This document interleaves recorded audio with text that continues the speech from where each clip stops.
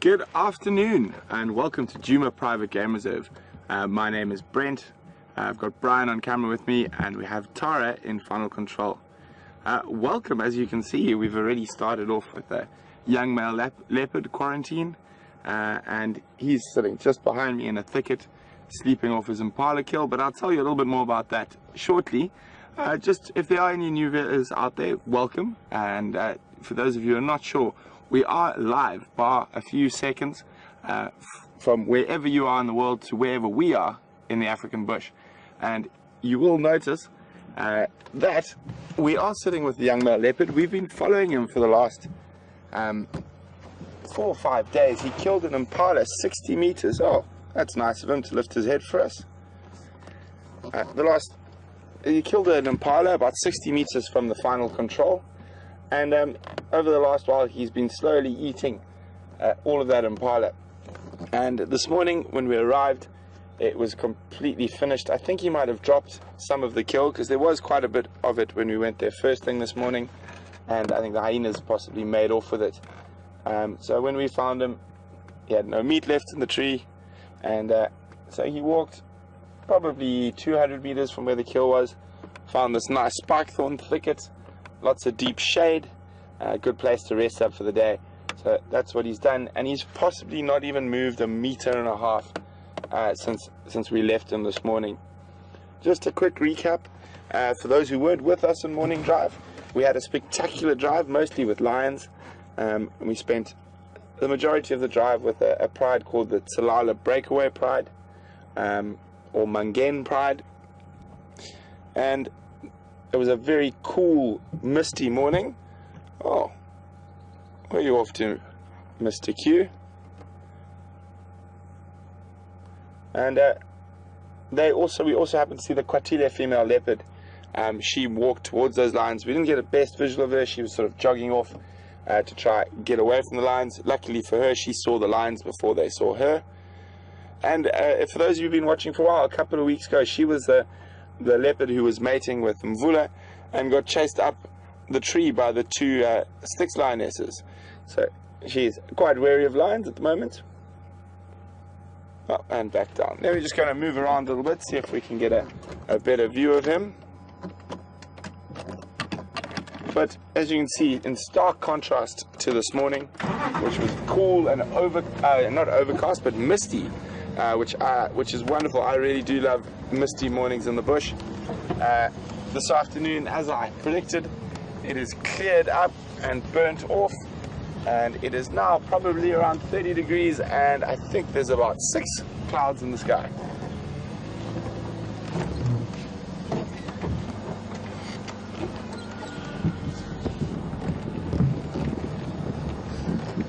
So all he's done from when we saw him this morning is, as the sun's progressed through, he's moved from the one side of the bush to the other and just staying with the shade.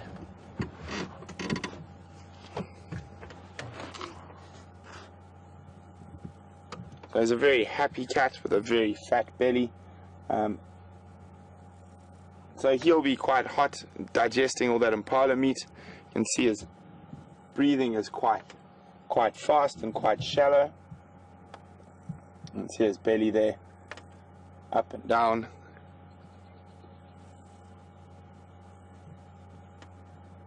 And all that time we spent with the lions this morning was on Arathusa. So this afternoon I think we're not going to go back to those lions. It is very hot, and they do have bellies full of giraffe. We were very lucky to watch them play in the cool morning. So I think if we made our way, and it is quite a long way, all the way out to Arathusa to have a look, we would just see some very sleepy lions doing pretty much the same as what this leopard's doing. So because it's hot, I think we might go check around Buffalo's Hook Dam, see if we can find some elephants. Hopefully they've decided to head down towards the dam for a drink.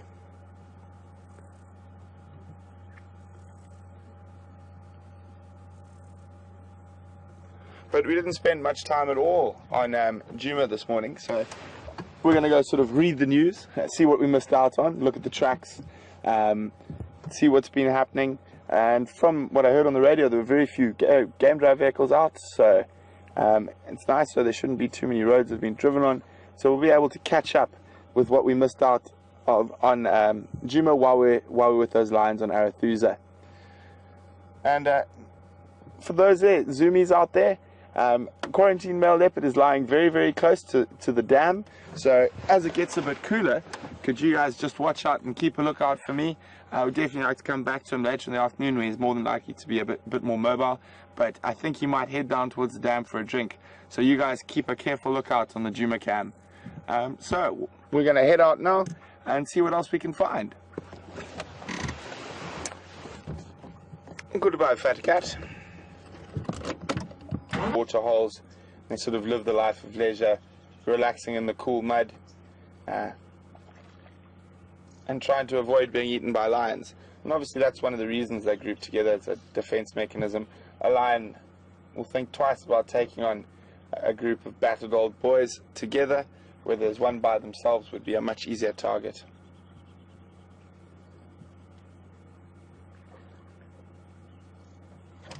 Let's go a little bit forward, see if we can see a bit more. Oh, there's another one with a really nice set of horns. It's just come up onto the dam wall in front of me.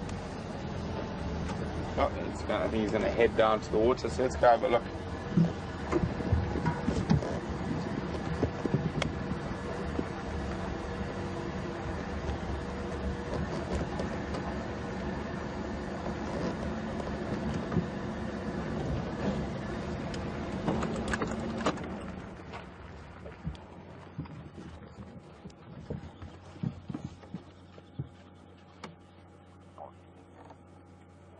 Nice wide set of horns.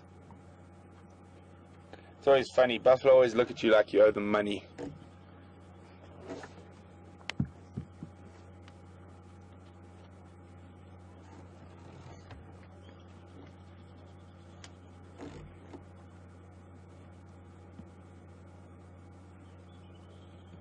And there's an oxpecker on his back.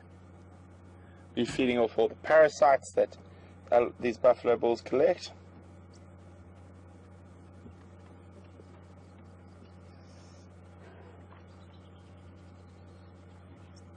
You can actually see a swarm of flies around him.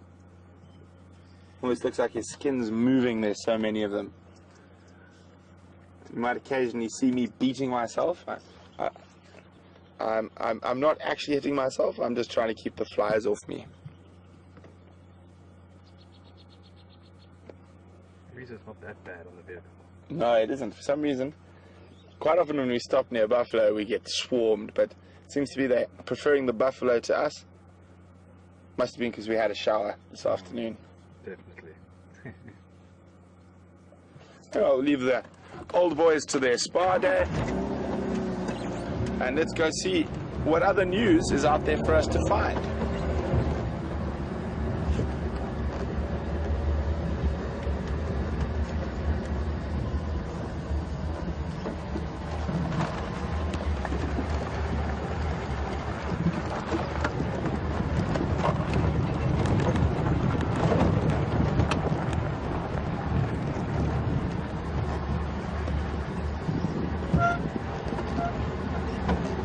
Good afternoon, John Q from Cape Town. I hope you're enjoying the sunny weather as we are. John Q was wondering what direction I was facing when I was on the wall. John, I was facing pretty much north on the wall, and now I'm going to go down this road, which pretty much leads east before I cut north again towards Buffalo's Hook Dam. So we're hoping there might be some elephants. We haven't had any nice big herds for a few days, so I'm hoping they might have moved back into this area.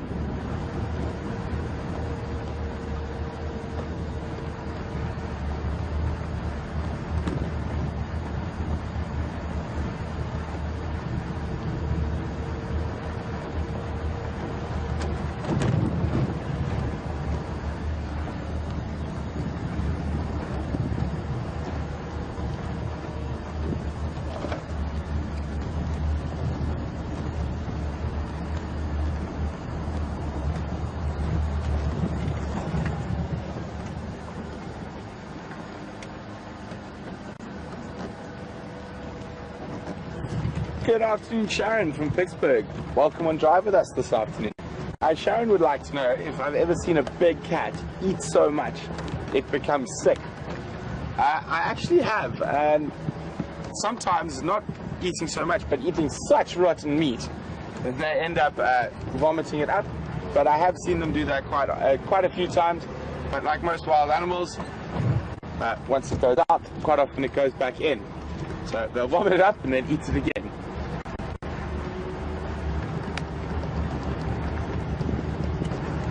They'll vomit it up and then eat it again.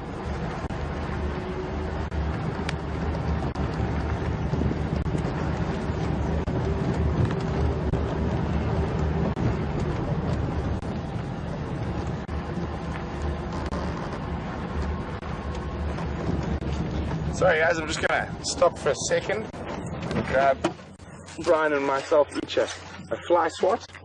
Let's bring the whole tree. Yes. There we go. Thank you. Just to keep them off us. They seem to have followed us from the dam. And anyway, while we have this tree here, I'm pretty sure a lot of you know it is a nice easy one, but we'll start off slow this afternoon. So who can tell me what bush or tree this is? There you go, you have a little close up on the leaves quickly before I have to chase the flies with it. So what bush or tree is this? And you can send your answers via email to questions@wildearth.tv, or if you're on Twitter, just use the hashtag #SafariLive. Always put it over your face and keep shaking it to keep the flies off.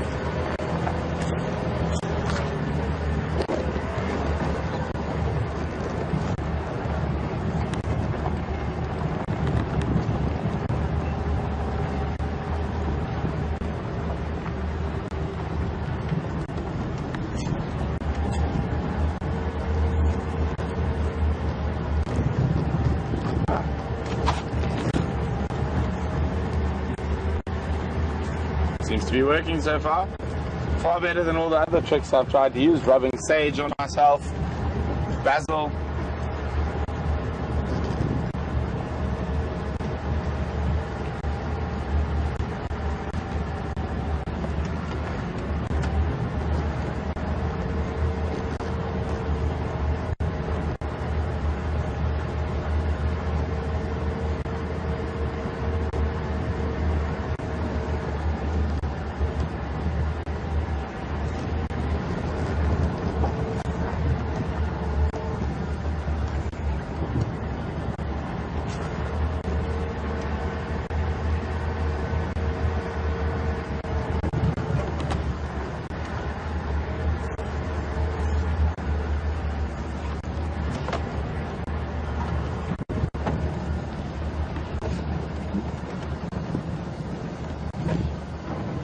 So the rain that we had a few days ago has definitely changed the bush quite a bit. There's definitely a lot more green in the grass, quite a few more butterflies around than there were, and I'm sure a lot of the grazing species will be quite happy. A little bit of more nutrients before the dry season sets in properly.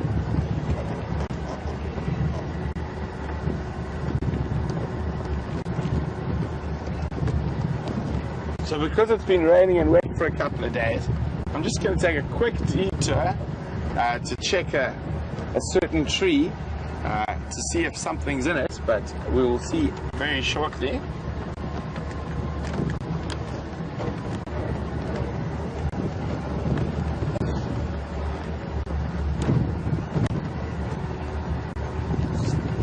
Well done, Joan! Joan, you're correct. This is a magic quarry. Well done, Joan from England. So that's correct. It's a magic quarry. Quite a lot of little uses. Its Latin name is Euclea divinorum, and the reason it has that Latin name divinorum is because it's used for water divining. I'm not sure if that works, but historically it would cut obviously a bigger branch than this one, take the two forked sides, and then it's supposed to pull down where the water is, and and that's where you should dig your borehole or your well. So here's the tree, and he is right there catching some sun because it's been cold and wet. I thought we might find this rock monitor, trying to catch some afternoon rays, so to get his body temperature up again. So we've seen him in that hole quite often. I think the first time I saw him was with Scott, and Scott actually told me that it used to be a woodland's kingfisher nest, and it's quite interesting to see maybe if that leghorn came in and ate the eggs and then decided, well, that's quite nice, comfy. The birds have put feathers and soft pieces of grass in it, so that would be a good spot to make my home. And in the early morning, it's quite common to find him around here, just his head popping up, getting some morning sun. And normally in the afternoon by now, he would have been out foraging, but because we've had sort of a very cool couple of days, and this is our first real bit of sunshine, I took a gamble, and I thought it was a good possibility that he would be sun tanning, trying to build up some of his energy. That's a rock monitor.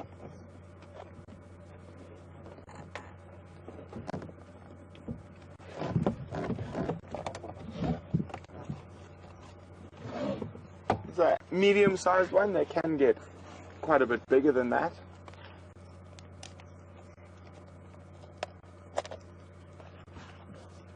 Very successful predators. They feed on birds' eggs.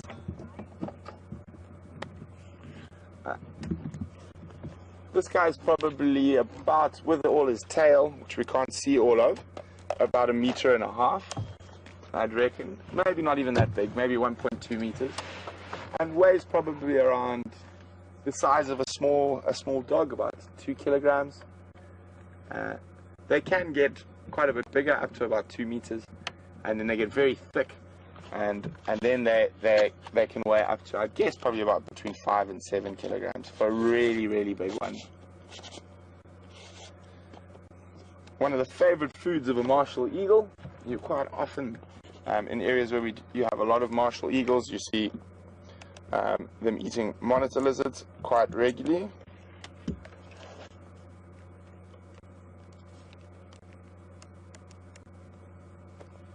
And also, I've seen leopard eat them quite often as well.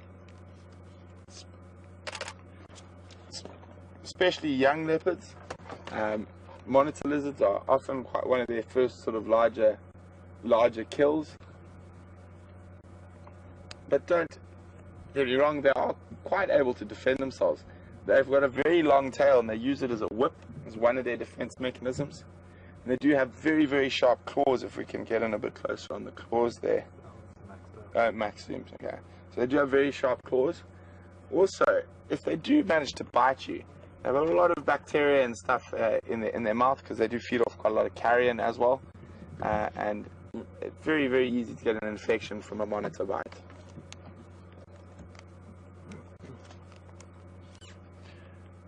So for those who hear that snap snap, that's just me taking a picture quickly.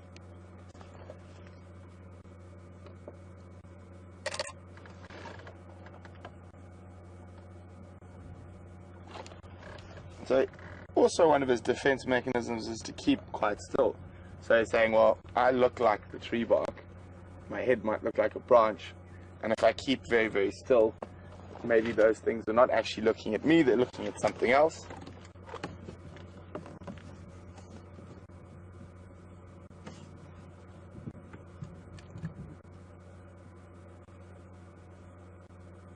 So you see, as we zoom out,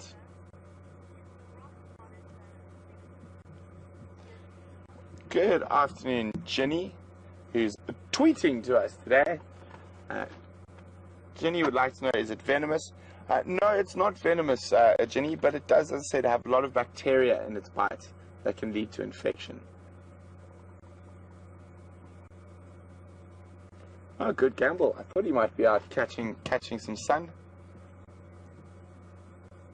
So you can see as we zoom out, his camouflage works quite a lot better. and he does blend in with the dead tree, and his head sticking out looks slightly like a branch. And there you go, there's a perfect example of reptilian stillness.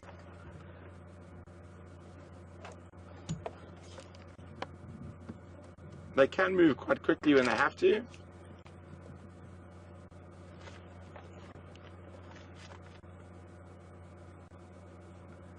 So even though they are called rock monitors, in this area we normally find that they sleep in dead trees or hollows in dead trees. But in other areas they are live in crags and nooks and crannies in rocks.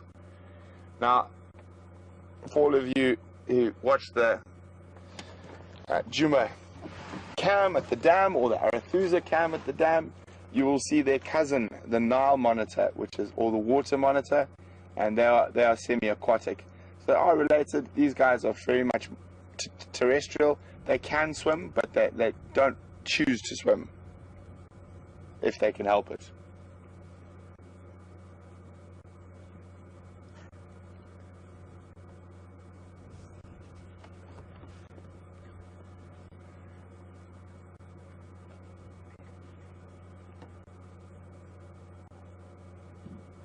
Oh,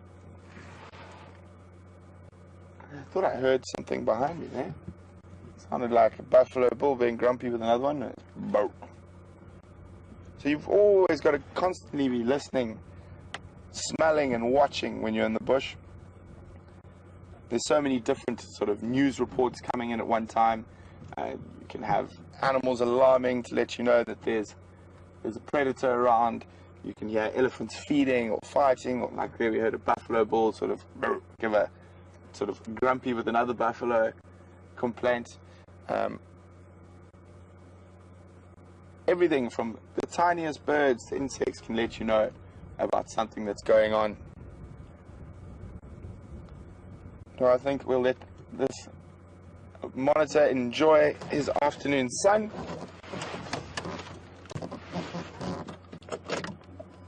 And carry on towards the bigger water sources to see if their elephants decide to make an appearance somewhere.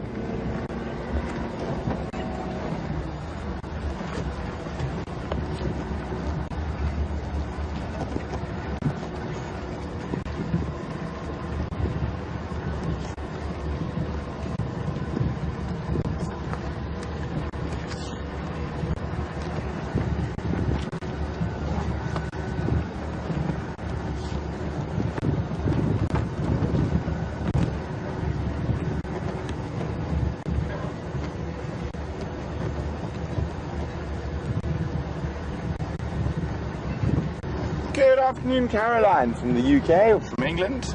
Welcome on Drive With Us this afternoon. Caroline says she understands it's the second largest lizard in Africa after the Nile monitor. Do I know anything more about this?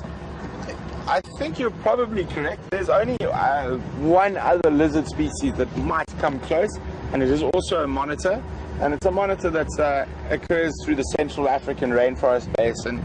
It looks very similar to a Nile monitor. It's just got sort of prettier markings, called an ornate monitor, and they can also get quite big. But I'm not sure whether they actually get bigger than the Nile or than the rock monitor.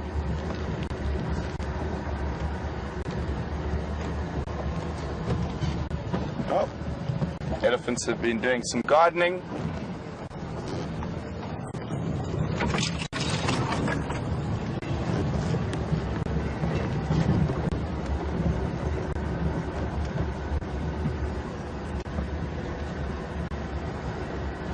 Aha! So, the first one was too easy, I felt. You guys got it too quickly. This is a bit more difficult.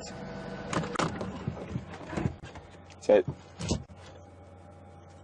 if you have a look at the leaves.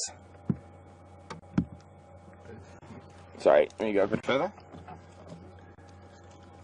See, they don't come off opposite each other. Very, very pale underside, and they're very droopy. If we look at them from a distance, they sort of droop. And also the bark is quite an important giveaway, but it is quite a difficult tree. So I'm going to give you guys a few more hints. If we can have a look at the bark, please. It's a very rough bark. Got an incredibly beautiful, tiny purple flower when it flowers. And it's named after a garden plant that you would get quite often wherever you might live, and it's also shares the name of a street where there used to be a lot of desperate housewives. So see if you guys can get that. You can send your answers to questions@wildearth.tv or just use the hashtag Safari Live on Twitter. So it has very beautiful purple flowers, and it shares a part of its name with a road where there used to be a lot of desperate housewives.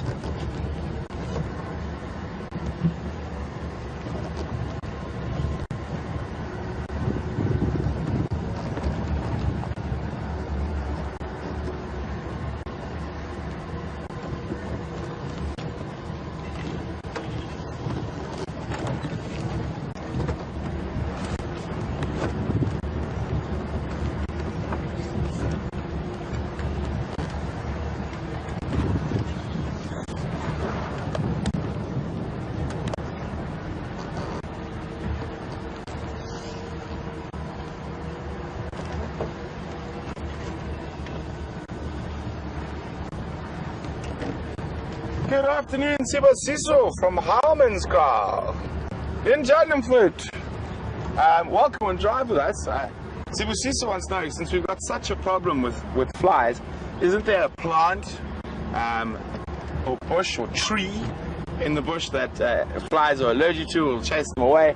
Sibusiso, I wish. I keep trying. I will find one eventually. We've tried sage, we've tried basil. We just need to find, maybe we should try some aniseed next.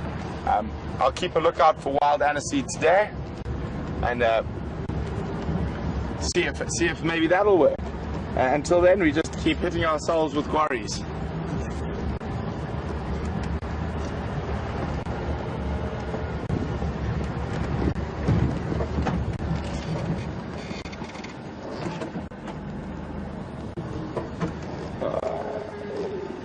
Nope.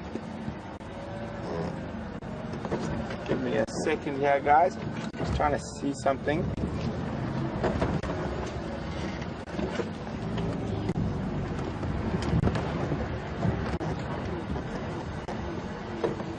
Do you see what I was looking at there, Brian? Mm-hmm. On the ground, there's a very pretty butterfly. Just trying to see. Okay, let's see if it lands. Hopefully not too far. Let's have a look. See if you guys can see it.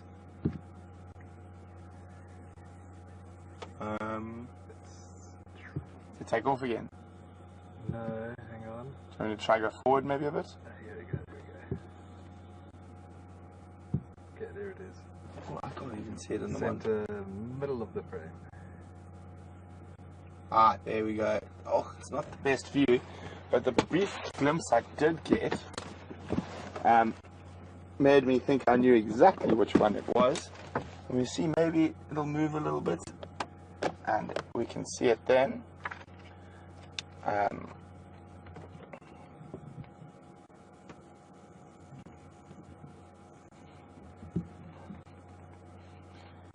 Where is this now? Still there? Mm-hmm.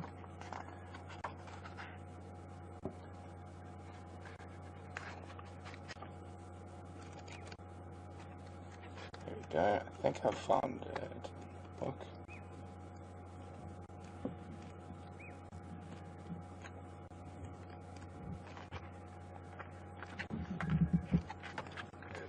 It didn't fly. Oh.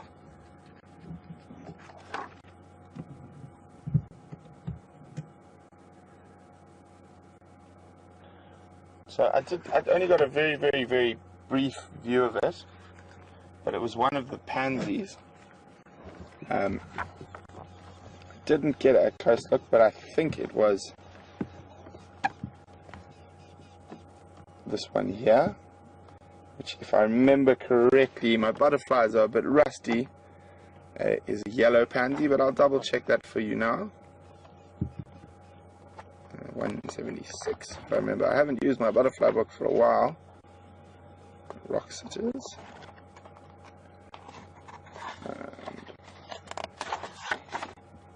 There we go. Y 67, 172.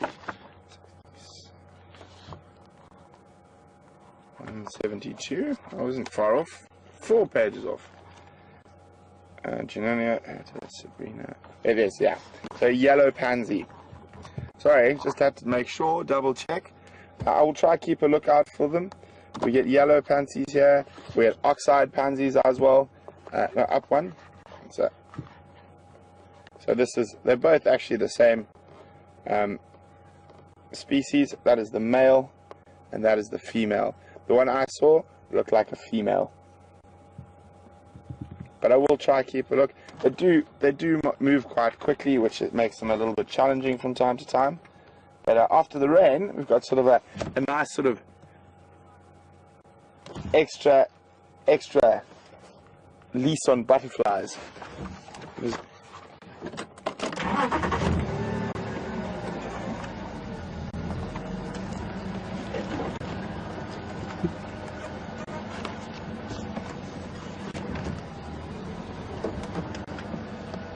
What we're looking at, chojos, as I used to call them as I was a kid, which basically pertains to all bugs and creepy crawlings. They were either chojos or nunus. And I don't know if you can get in on those ants there, opposite us, running around. The reason these ants are quite interesting is not so much because of them, but because of what eats them. So they've got a really cool name, in my opinion, and I'll show you what their name is by braving walking through them. You'll notice as soon as they get vibrations, tell me where I should stand. There, are you on these ones here? Yeah, I'm moving there. Okay. They feel the vibrations and they run around. You can see them. Now they're going mad, and hopefully, now they don't get into my shoes, so I got to move quickly. They are called pugnacious ants, and quite aptly named, as you saw there. As soon as you walk near them, they swarm over and they bite, and the bite's actually quite sore, and that's where they get their name from. But I said the most interesting thing is the thing that eats them in the Sabi Sands and in the Lowveld of South Africa. About 98% of a pangolin's diet is made up of pugnacious ants. And so where you find lots of pugnacious ants, there's always a good chance you'll find a pangolin. And I'll probably put my foot in it now. Everyone's going to ask me to go find a pangolin. They are quite rare to find, but the Sabi Sands does have them. And hopefully you get lucky. You never know when we might stumble across one.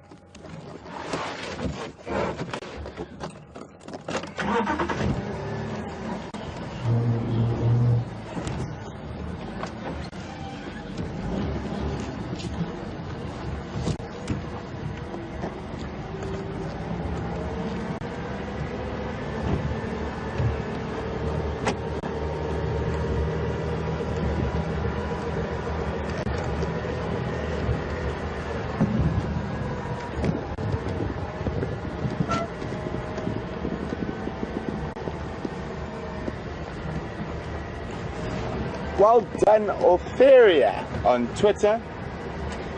Who got that tree correct? Ophira, sorry. Who got that tree correct? It is a tree wisteria. I think the reference to the Desperate Housewives made it a little bit too easy. I'm going to have to find another one now.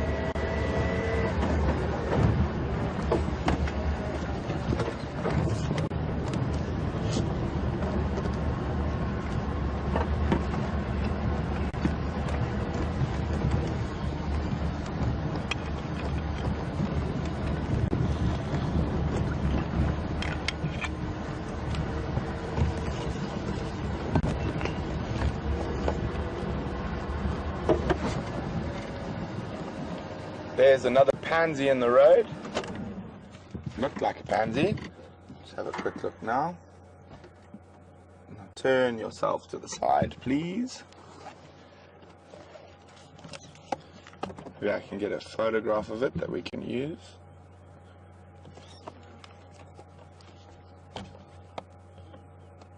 Oh, it's just not showing us the spots. Oh, maybe I was wrong. Maybe it's not a pansy. No, it is a pansy.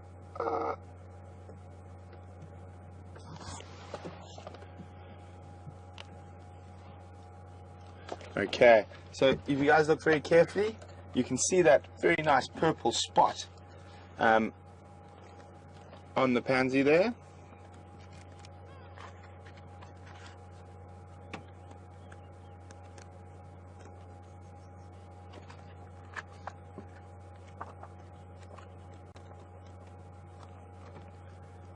So I'm sorry, I'm just finding the picture of it quickly in the book.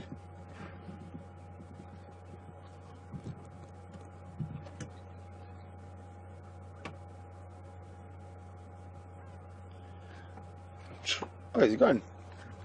Oh. So that one was a blue pansy, and sometimes also called a black pansy. And it is that one there. Genomia onoma. Oof.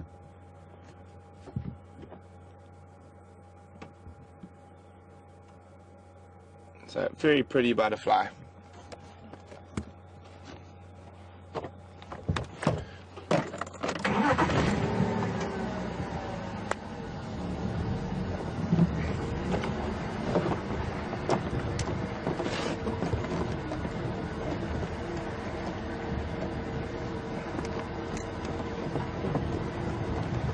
Thanks, Mark.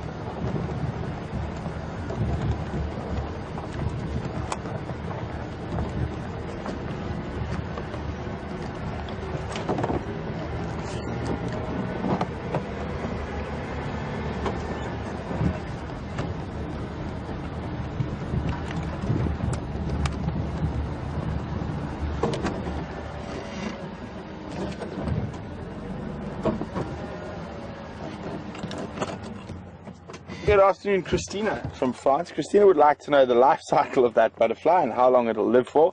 As I said, my butterflies are a bit rusty, so I'm just going to have to shoot to the book here quickly. 72, if I remember correctly. Yes. Okay, black or blue pansies name. Day-to-day butterflies.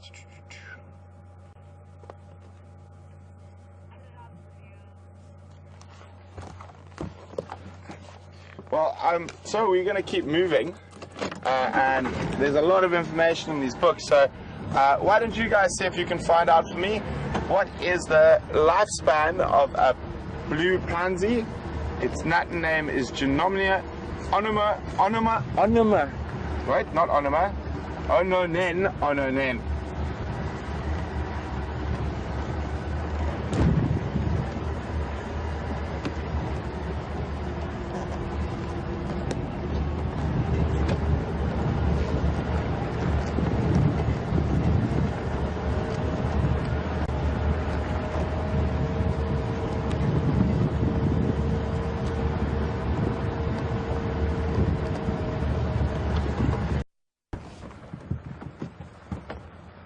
The yellow-billed hornbill. You see his gapes open there. If we look quite carefully, I'm trying to see underneath his throat. No, he's not doing that. His gape's just open. Looking for lots of bugs. They'll also be quite happy. The rain has increased the insects again, so they've got quite a bit of food in terms of larvae and stuff that's hatching, and frogs, which they do eat as well, which will be out and about after the wet weather. And he's cleaning his beak. It's a yellow-billed hornbill. Well, I'm sure most of you guys will probably know it better as Zazu, which was from the Lion King. that character was based on a yellow-billed hornbill.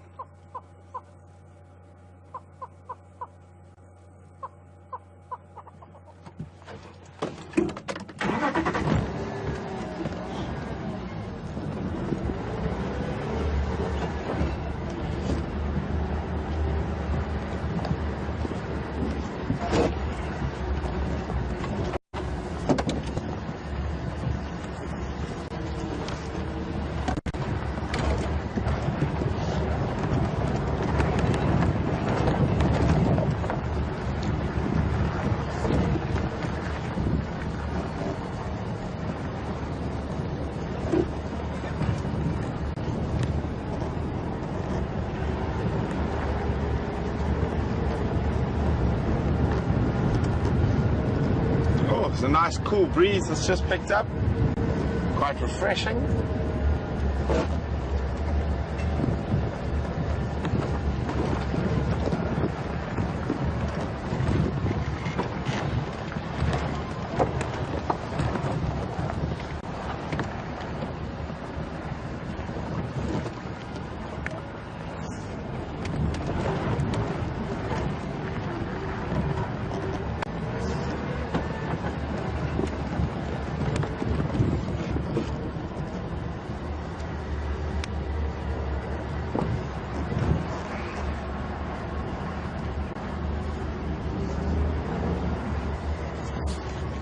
Thanks very much, Nicole, on Twitter, who says that khaki boss and wild mint can be used as fly repellents. Unfortunately, khaki boss we don't really get here, and have not seen any lip here, which is the wild mint or Bushman's fever tea.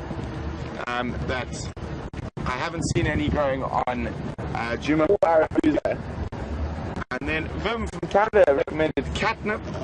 Vim, I've never seen catnip. I don't think we get it in Africa. I'm not 100% sure on that.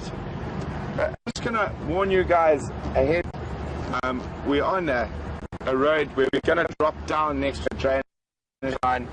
For a minute or two, we might experience a bit of a break-up in signal. But don't worry, I will try and move through that area as quickly as possible.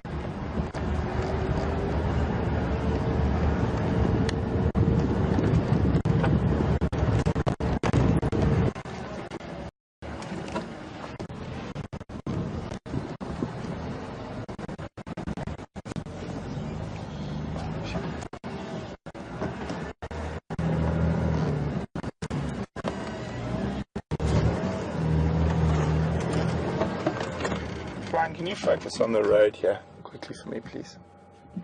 No. Here's the way. There. Or here, you can see where there's a very distinct drag down the road. Can you just come out a little bit? A bit more? Yeah, perfect. So you can see it almost looks like someone's brushed or dragged something down the road here. And this is just to follow up on that carcass you guys saw with Mark yesterday at the hyena den. I found the tracks of those hyenas dragging that carcass literally from our northern boundary all the way to the hyena den. And this is the same drag from yesterday that's going back to the hyena den. I got a little bit excited when I first saw it. I was like, ooh, drag marks, maybe there's a leopard kill. And then I was like, no, it was the hyena yesterday. So it's very distinct. You can see how it's almost swept the road while dragging that that impala carcass.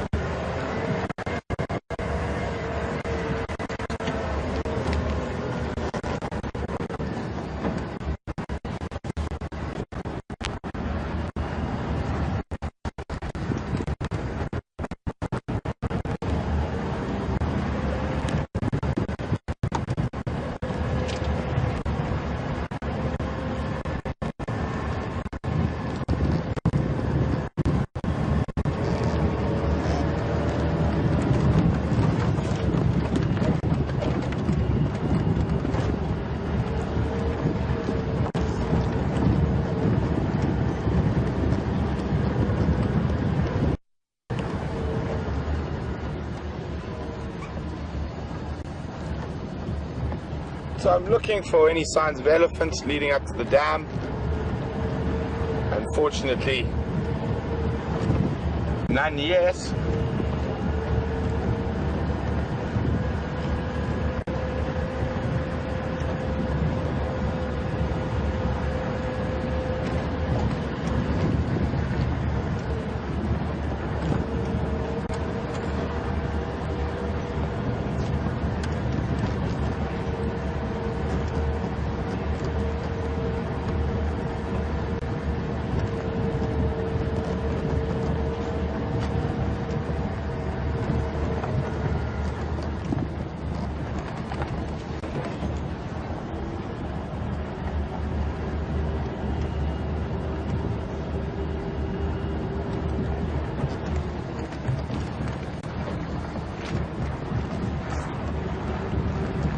So it's still quite warm, and because it's so warm, you'll find a lot of animals are still going to be resting in the shade, and they'll start moving out as the afternoon progresses and it gets a bit cooler.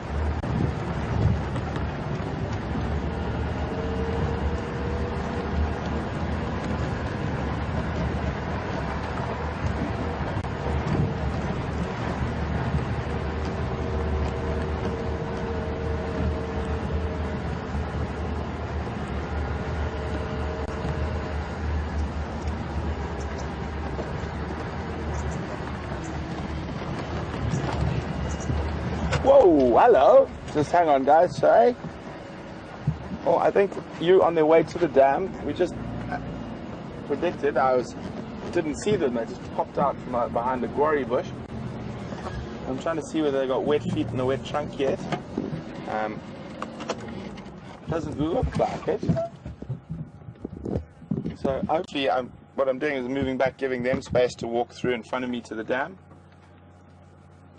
How interesting! It's another female with an inverted tusk, but it's not the one we have been seeing quite a few times. She almost looks like she has a third tusk growing. She does. She's got 3 tusks. She's got 2 tusks on the one side, and I've only seen that a couple of times before. But we'll try and have a better look when she gets out into the open. I just wanted to move back and let the elephants have right of passage to the water. There we go, and the last little boy coming through. Off you go, nonsense. But so on her right hand side, it looks like she's got 3 tusks. It doesn't look like a split. That does happen from time to time. I've seen it 3 or 4 times before. An elephant that's got 3 tusks. I think there's even recorded cases of really strange things like 4 or 5 tusks. She's still a little bit nervous. Wait for them to pass through. I'm not going to pressurize the situation, and we don't need to.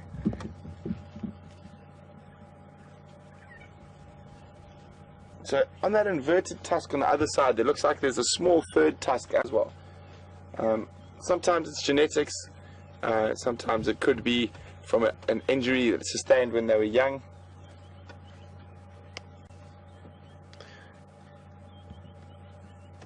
But in the meantime, we've got an answer. Chris from South Africa, thank you very much, is answering about the butterfly lifespan. For that particular species of butterfly, there isn't a recorded lifespan or a known lifespan just yet. Thank you very much, Chris from South Africa. Now we got buffalo and some hippos, and of course the ellies.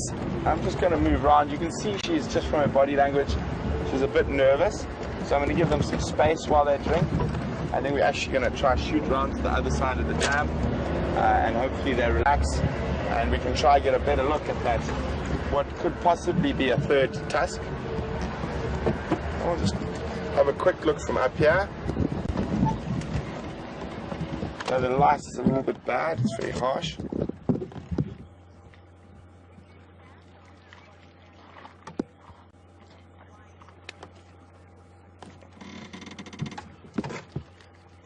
So the reason I said she was a little bit nervous and whatnot, she lifted her ears.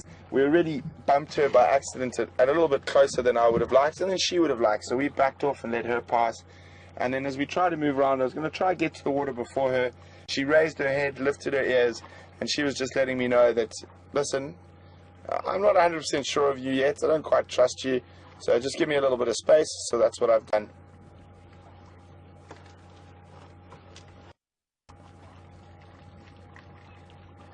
Don't you love it when a plan comes together? Looking for elephants at Buffelshoek Dam, and here they are.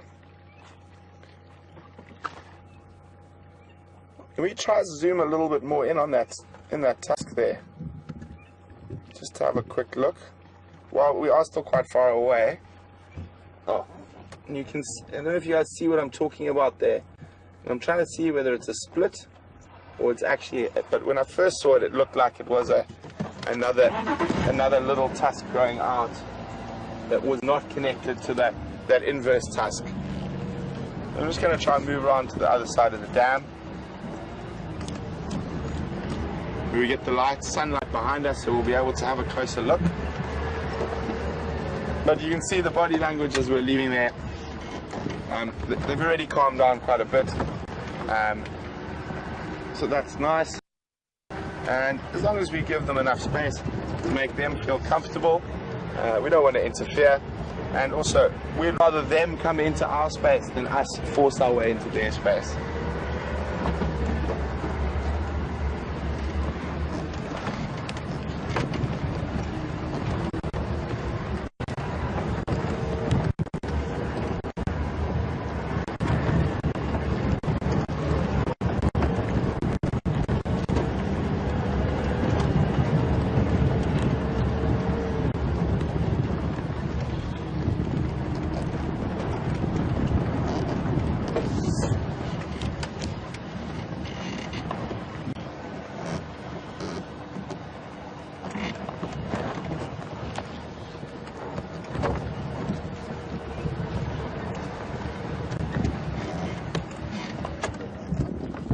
You can see the light's a bit better for us to see.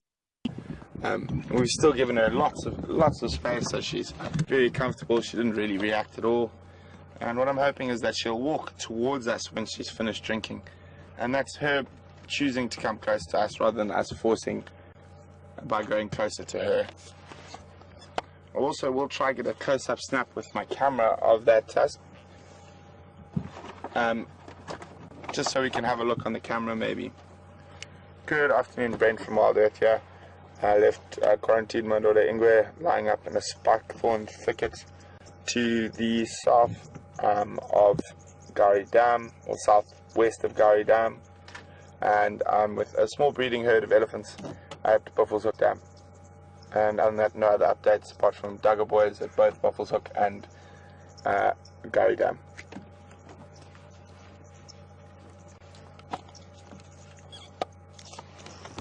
I'm going to try to get it. It's difficult, she's turned her back to us now. But we will try to get a good shot of that tusk. Guys, you know what? Oh no, she's going to go the other way.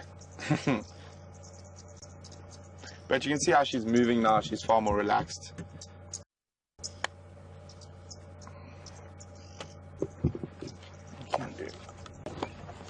Keeping us on our toes, this Ellie.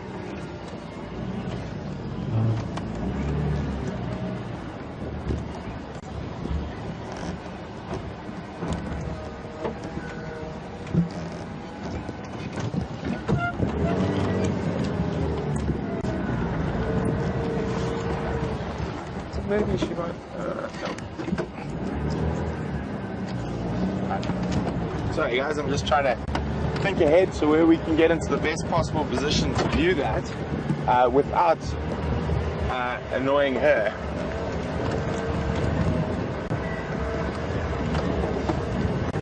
Because we're here to watch animals in their natural environment and not to harass them. Even if it means we don't get the best second look at that possible third tusk, I'd rather not have the best look at that and not harass the animal.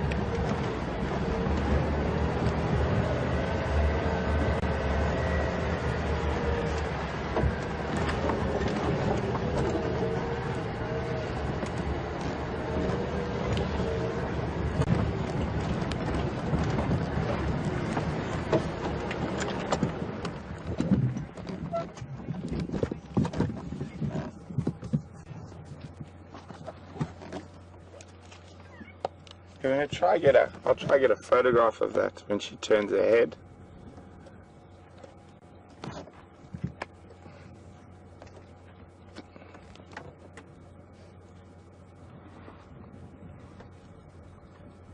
I wonder what they're smelling. It's quite possible, because there's only 3 of them, that they've been separated from a larger group, and you can see they're smelling maybe another herd of elephants past there.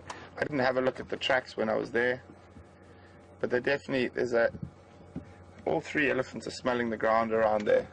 It was also possible something like a lion or leopard was there, and they're just testing it.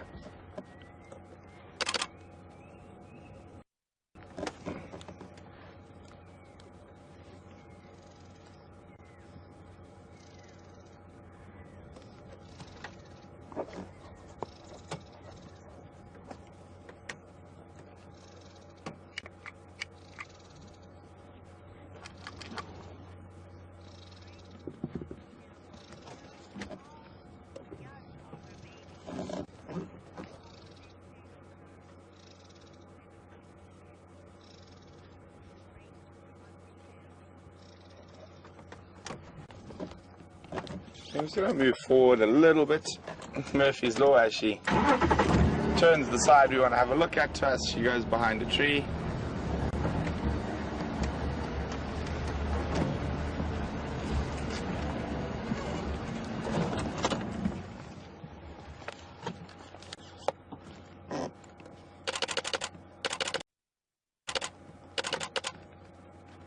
So what I'm trying to see now, and it's going to be better from this angle, is if that is a split or it is actually a 3rd tusk.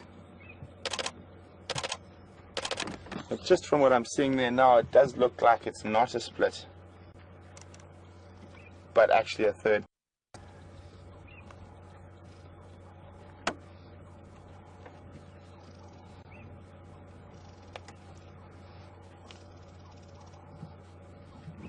So that's good afternoon, Grace. Thanks for your email, Grace. Grace would like to know how old the youngsters are here and at what age do they become independent. Well, the first young one there is he's probably just all between a year and a half. The young bull at the back is probably guessing three or so years old. And the females will sometimes stay with their natal herd for their whole lives, or branch off to form their own herds at some stage. And when you get big congregations of elephants, like 100 or so together, or even 50 or 60, you find often that most of the matriarchs related sisters, aunties, cousins. As he's being a proper little boy, the little boys very often like to turn around and shake their heads at the vehicles.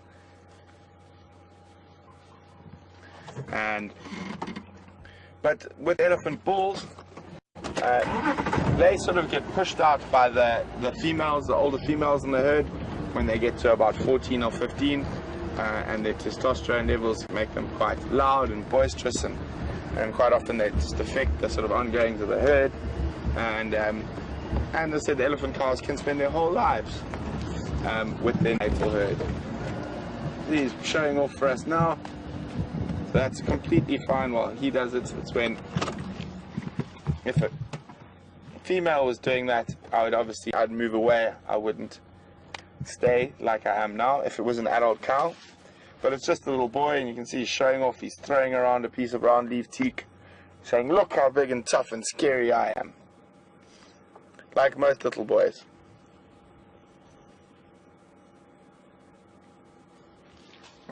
Still throwing around the branch. But you know, as soon as he sees mom's a bit further away, he sort of scuttles off. Okay, I can't get too far from mom, because if I actually get into trouble, mom's got to come help me.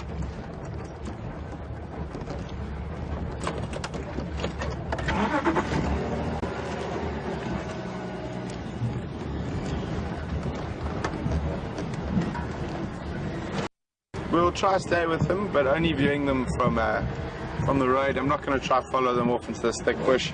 You can see the female would probably not like that very much. Might be able to get a view of them from the other side of this little drainage line.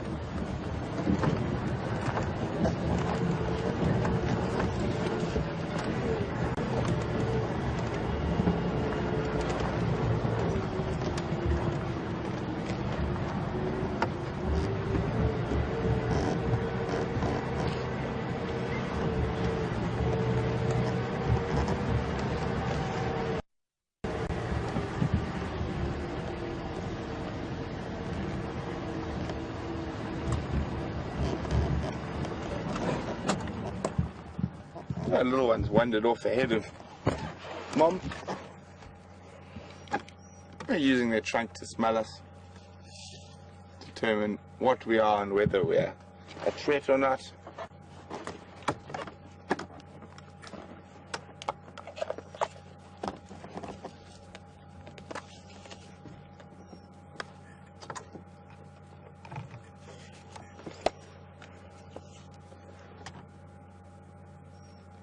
No, we're not that interesting.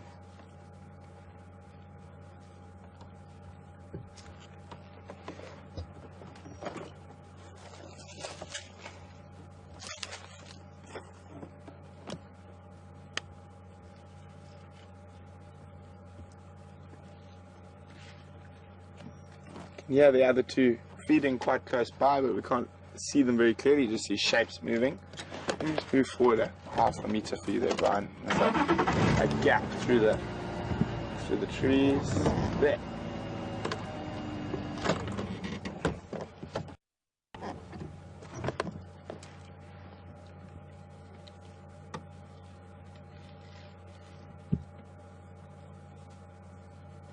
So more playing and practicing with its trunk than actually eating. So definitely still be nursing.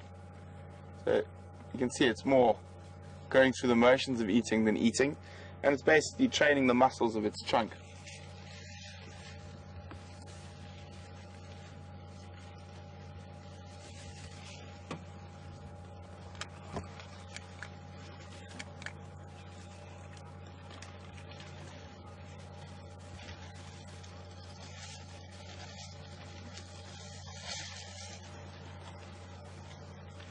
Good afternoon, Ashley from the UK. Ashley would like to know how many muscles are in an elephant's trunk, and if I remember correctly, I think it's around 800 or 900, but I'm not 100% sure. You guys will have to double check for me, and you can do that and send your replies to questions@wildearth.tv or use the hashtag Safari Live on Twitter. See, now that we've let her come close to us, she's far more relaxed, and hopefully she'll get a better view of that funny tusk. So she's probably about 6 or 7 meters in front of the vehicle, but she's not showing any aggressive body language. She's come close to us, we haven't gone close to her.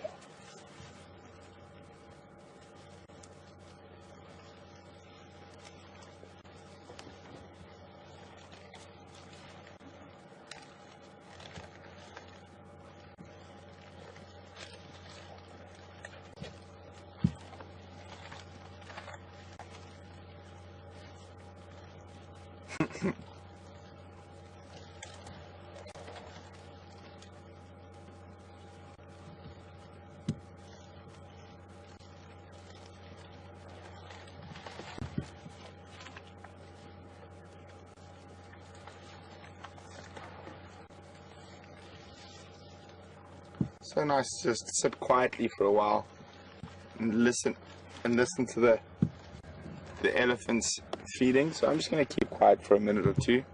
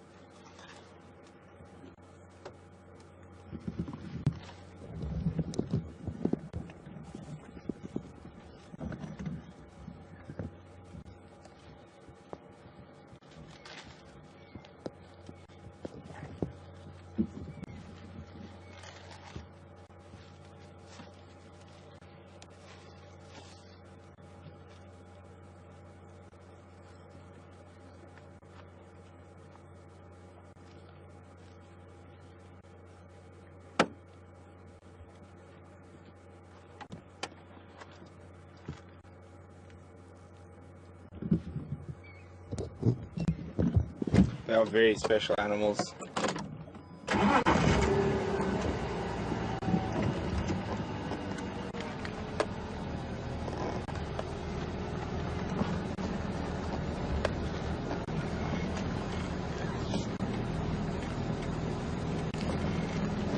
Good afternoon, Sandy from Virginia. Welcome on Drive with us this afternoon.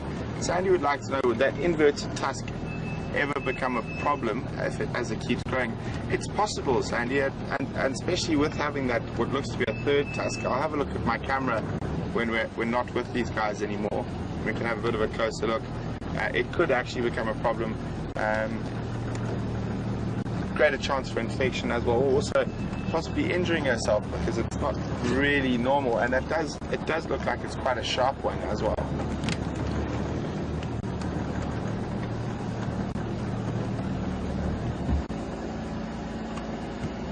What I'm going to do is I'm going to move ahead of them again. I think I know where she might pop out, hopefully. I'm just going to keep moving parallel as they walk and feed, and then we'll stop again up ahead and let her walk up to us rather than us walking or driving up to her.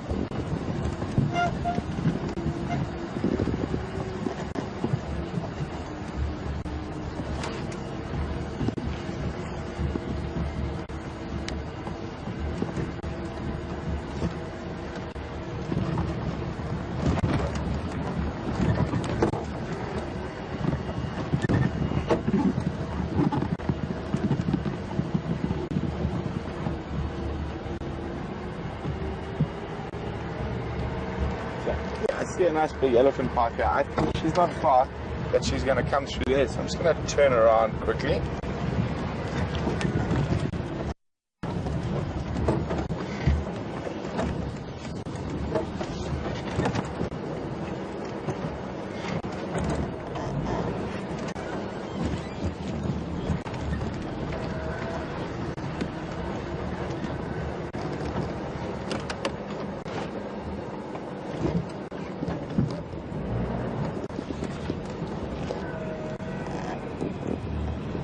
See her there. I'm just trying to position myself so I don't make it feel like I'm blocking off the path she wants to use. So she's not far away now. She's probably about 50 meters coming through the bush.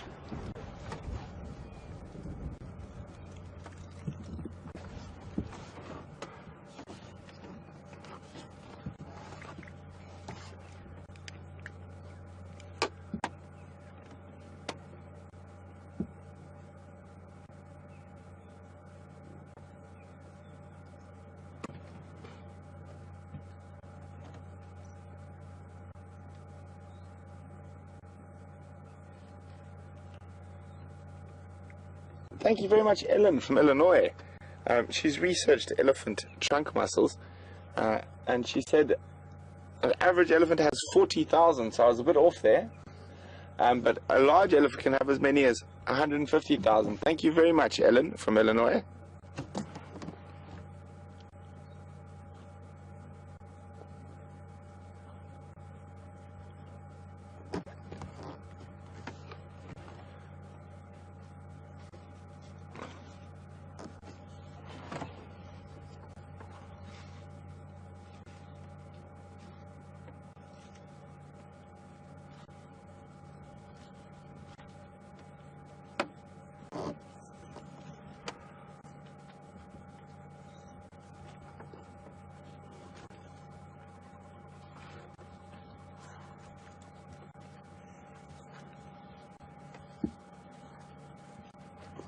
Mercy's law.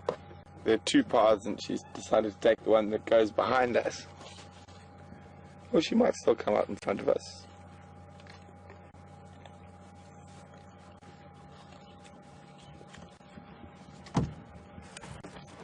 Hello, little man.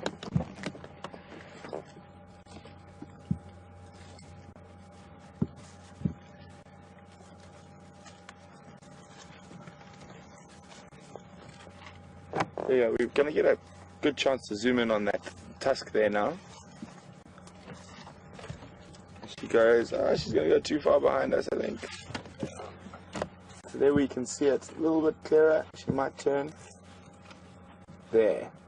So you see, it doesn't look like it's a split. It actually looks like it's a separate. Nice camera work, Brian. Thank you.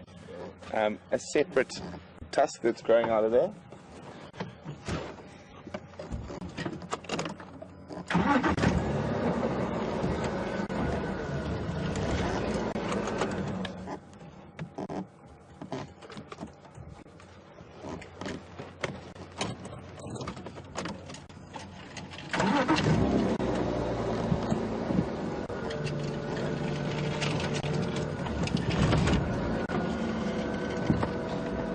Good afternoon, Sandy from Florida. Sandy would like to know whether she would be able to use a tree to break the tusk off herself to get rid of it if it's an irritation. Sandy, I don't think she would do that. She would run the risk of actually hurting herself and maybe hurting the nerves inside the tusk. So I think if the tusk broke off, it wouldn't be on purpose. It would be by accident while using it. We might have a little show off again from the little boy.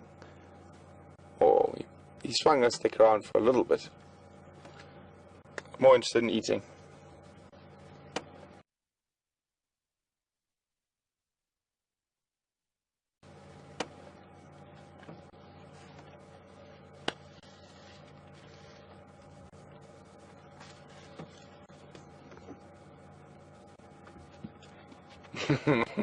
I love young elephant balls.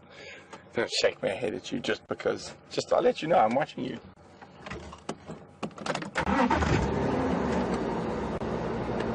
And the funniest thing about him is if I actually moved the car towards him, he would completely panic and run back to his mom.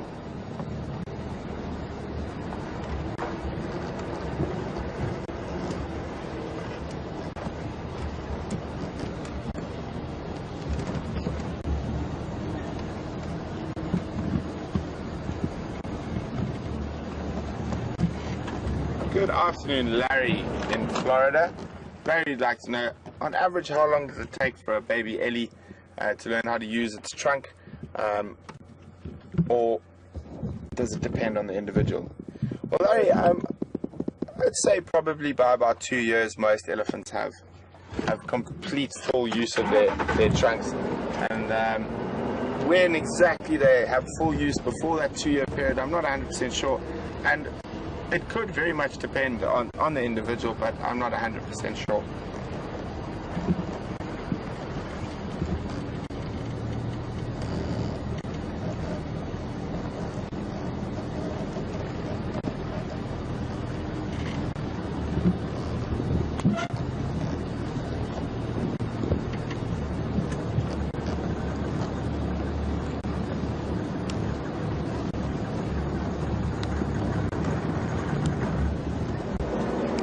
Sorry if I was talking. What was the update with that Nkuma Pride?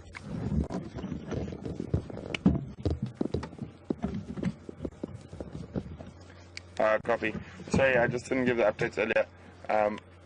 Quarantine, my daughter Ingwe I left lying up at about 3:20 in a spikethorn thicket to the southwest of Vuyatela Dam. And there's a small Flamboyant Lorvo now, mobile north on Buffelshoek east, heading towards the Buffelshoek boundary. The Nyama is Pelile. I think it fell down and Nisi took it, and he's now just Lalapans.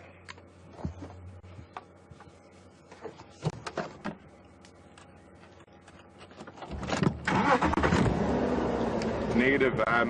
In those clearings between Twin Dams and Inga's Kaya, there's some spikethorn gymnosporia thickets, and he was lying inside one of those thickets, visual 1 out of 5.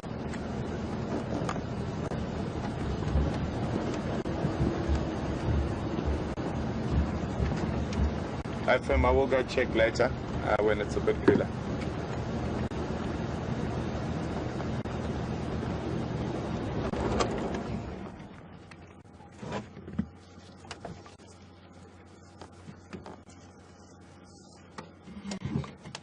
There we go. Here she comes. Another chance to zoom in on that. can see there's a gap between them. So I do think it is actually a third tusk. I don't know. I think I read somewhere. I'm not 100%. So said you guys can double check for me. That I read. I don't know why the number 7 or 8. An elephant that had 7 or 8 tusks. I know there's an extinct elephant or pachyderm species that did have multiple tusks. I think that was only had 4 or 6. But it does happen with elephants that they do have anomalies like having 3 tusks. Now, it's not that common, but I wouldn't say it's completely out of the ordinary. But maybe if you guys can research on sort of African savanna elephants and see if you can find any records of an elephant with multiple or more than 2 tusks. And you can send what you find to on email, questions@wildearth.tv, or if you're on Twitter, just use the hashtag #SafariLive.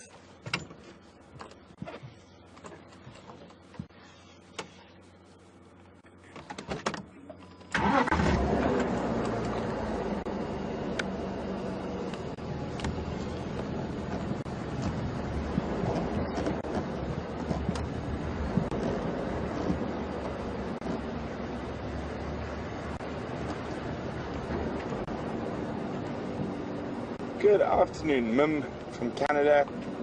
Mim wants to know, do elephants have hair on their tails from birth? She's noticed that the younger elephants don't have any hair on their tails. They do, Mim. It's just it's quite a lot more fine, and they do have hair from birth. They actually have more hair when they were born than when they are older. And they lose a lot of that soft baby hair in the first couple of weeks after being born. And then the hair becomes quite thick and coarse. As you can see, the elephants are now going away from the road into quite a thick patch of bush. So, as I said, we're not going to follow and smash around. It might disturb them quite a bit. So, we'll leave them be and go see what else we can find. And here we can have a look quickly on the screen when you get it last minute with the eddies. Before they disappear.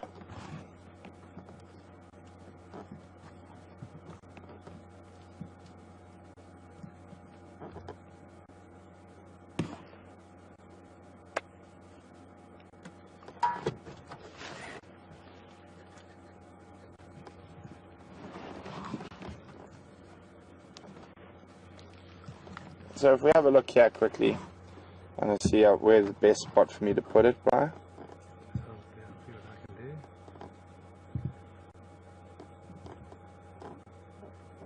So there we go.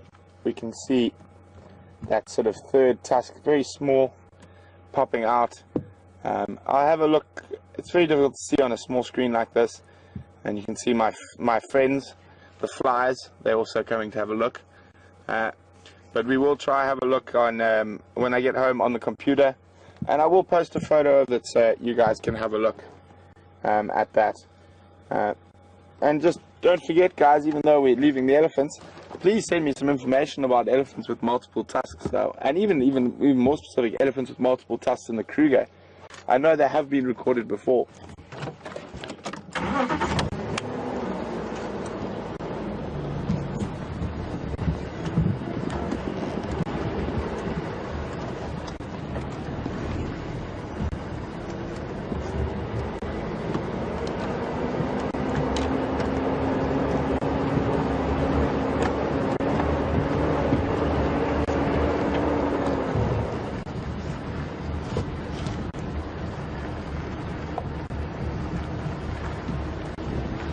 Good afternoon, Nancy from Ohio. She said it looks like the smaller tusk is gouging out the other tusk. I'm not 100% sure on that. As I said, once I get it back home and get it onto a computer and I can zoom in closely and have a close look, then I know. And I said I will post a picture of it once I've sort of had a better look. Maybe I'll give it to Mark and everyone else to have a look at. We can have a discussion on it. and see what we all think. And I will keep you guys updated.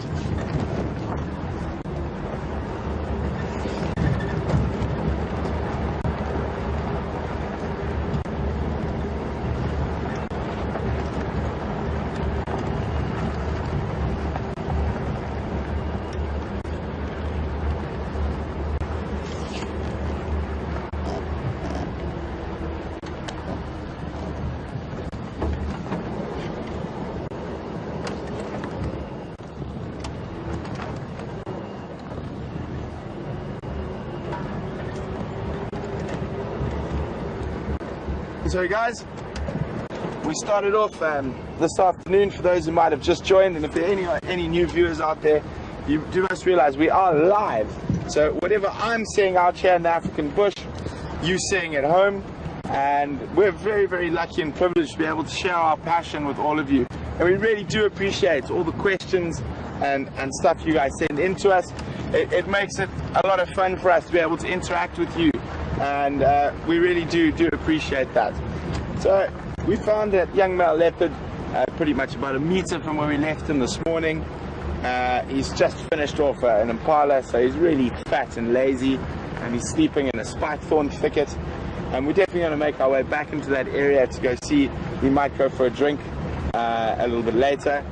So zoomies at the Juma camera, waterhole cam, keep a lookout because he's not very far from there. And so then excuse me, it's been quite hot today, even after the misty morning we had this morning. The sun's burnt it off, and there's barely, I can see about 4 or 5 clouds in the whole sky, and beautiful blue sort of autumn afternoon. And so while it was quite hot, we decided to move towards Buffelshoek Dam to see if we could, because it's been so hot, so I was hoping there'd be some elephants drinking. And literally 2 minutes, or when we were about 50 meters from there, we bumped into elephants on their way to drink. And that elephant happened to have a very unusual anomaly. Looks like a third tusk. We will keep you updated on that. And now they went into some thickets in the drainage line, and in the beginning she wasn't very relaxed with us around, so we tried to give her some space. We're not going to go crashing around in the bush and disturb her, but it was quite nice because we gave her space in the beginning. You saw towards the end there she had no problem with our vehicle being very close and following her and the youngsters through the bush. So now I think I'm going to make my way back down sort of south. I'm right up on the northern boundary now, and I always like checking the area around Twin Dams and the Monowati River. Very good area for leopard. We haven't seen a Kunyuma or Karula for a while, and it's always a good area to have a look. And as I said this morning, we were with the lions in Arathusa, so we didn't drive around much on Juma. So also just catching up on the news, checking all the tracks. So it's been a really, really great afternoon so far. Sorry, 1 second guys, I've got the Game Drive radios in my ear. They're trying to find the quarantine male leopard we had this morning. They're not sure where he is, so I'm just going to help them explain where it is.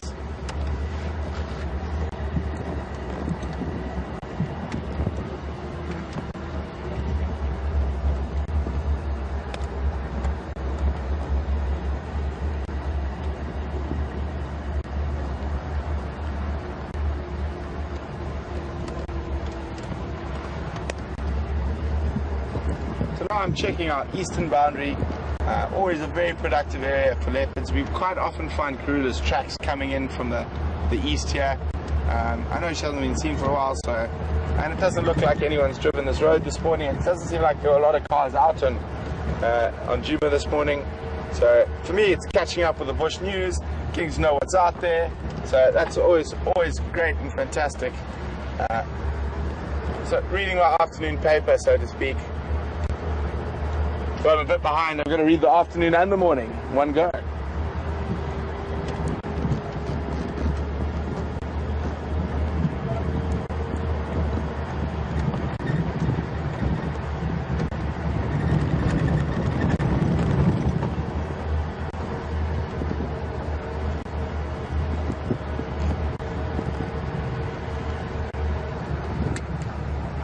mark coming.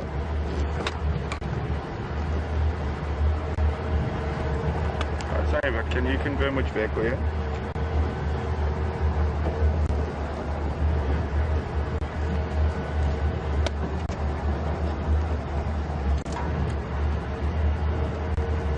Yeah, we're with them just now. It's quarantine.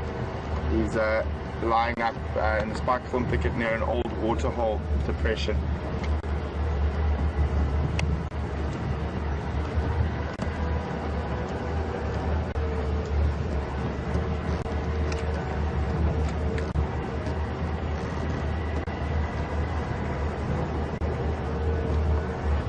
So also, a couple of days ago, I heard a lot of lion activity to the east of us, and we haven't had any lions on Juma for a while, and as I said, it doesn't look like too many people drove here this morning, so I'm just checking to see if any of the lion tracks possibly cross back in, and also for leopard.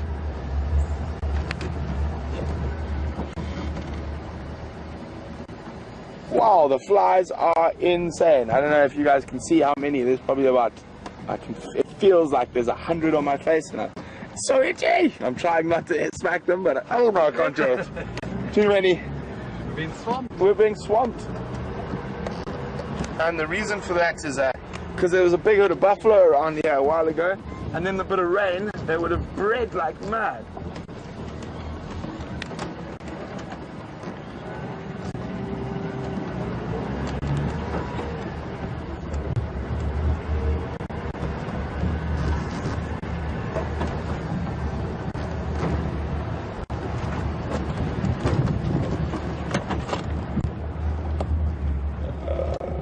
Largest arm of the marula coming closest to us. Ah, there we go. It's hiding. It's being very sneaky. Let's see it. Ah, no. I didn't even have a good look at it but to try to identify it, but it was one of the woodpeckers. Unfortunately, I didn't get a look, so I can't even take out the book and show you which one it was. My goodness. Flies on this road are insane.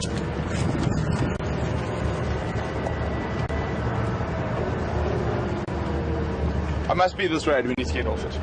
Let's just go this way. Yep. First exit. First exit away from fly heaven.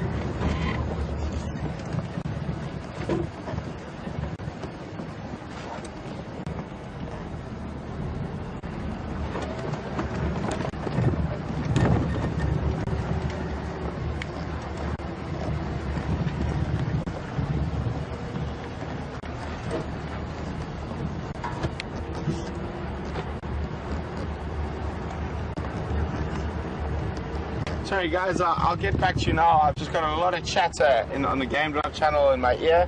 Just trying to figure out what's going on.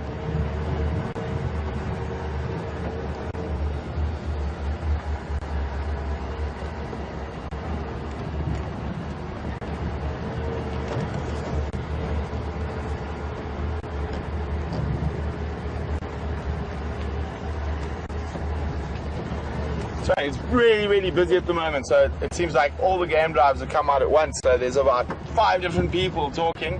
So what I'm doing is I'm just listening to the update, finding out about things like lions that might not be on our Travis area, but listening to where they are, so if they do move towards us, I know I can get into the right position to find them.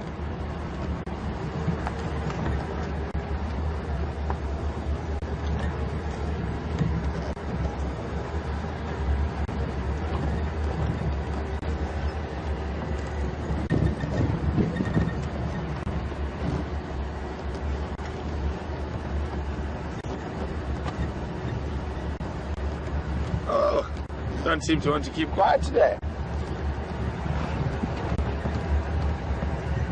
Okay, here we go. So I just heard, for those of you, I know you guys like to keep up to date with some of the other lions and leopards that move through. There's a report of the Nkahuma Pride right down in the south near the Kruger National Park boundary. Not much more than I just heard. They were sleeping there near a bit of water there. So that's what I was listening to the update there and what was their general direction. Apparently there's a big herd of buffalo in that area that was moving south. So hopefully they run south all the way to us. But we can only hope. So if they move south, they might move down towards our sort of southeastern boundary. So fingers crossed on that. So that's just what I was listening to there.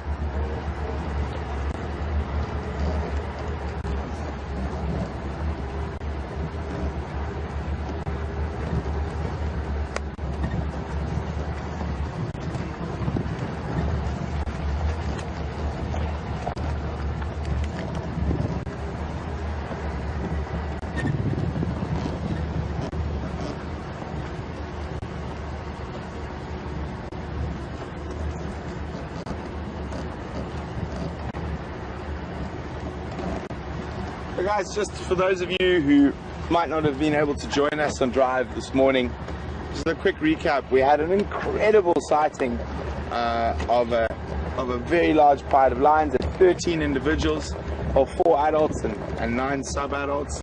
Larry on Twitter was asking what is the name of that pride, and it's got 2 names. They're either called the Salala Breakaway Pride or they're called the Mangane Pride.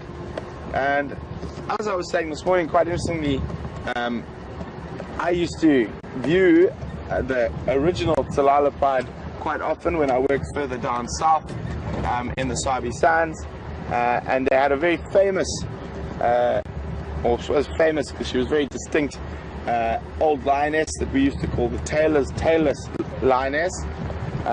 We see her around a place called Taylor's Crossing very often, and she had no tail. Hence the tailless name.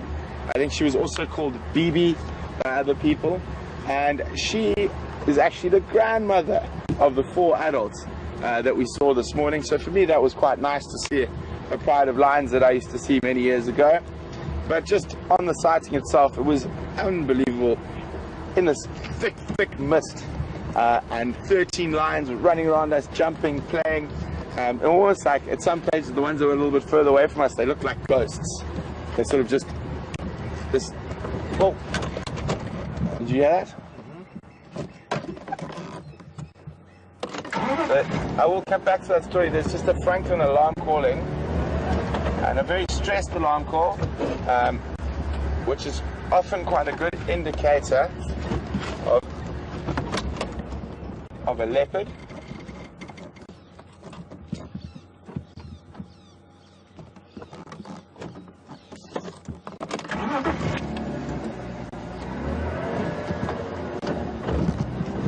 Go off there quickly, probably about 60-70 meters from the road.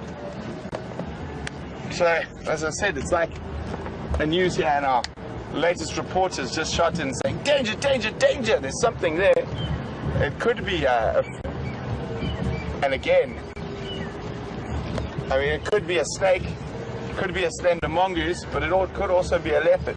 But something that all the birds now are all making quite a lot of noise, might consider quite dangerous.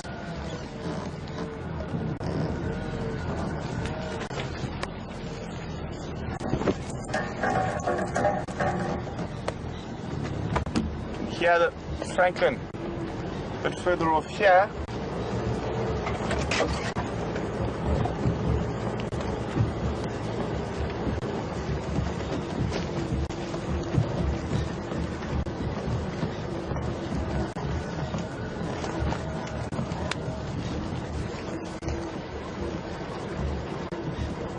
So we've got Franklin's alarming on both sides of here. Chill, chill, chill.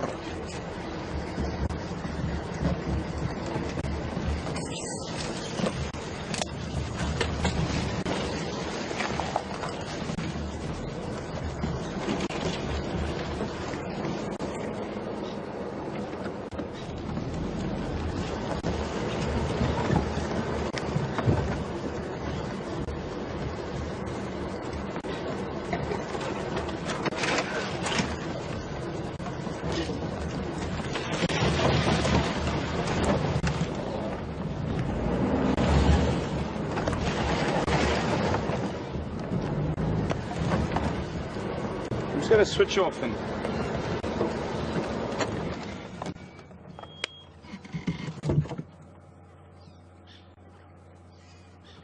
still alarming up ahead.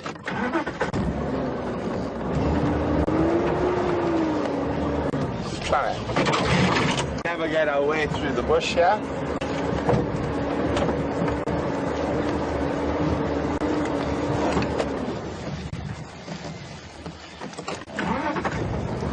Keep a very close lookout on all sides. Where those eagle eyes, Brian? They're working, they're working. As I said earlier, one of the reasons we came into this area, we haven't seen a Karula for a while, and we do find her quite often in this area. So here the guys were shouting. Now what were they shouting at? It's very possible it could just be a snake. And obviously in this long grass,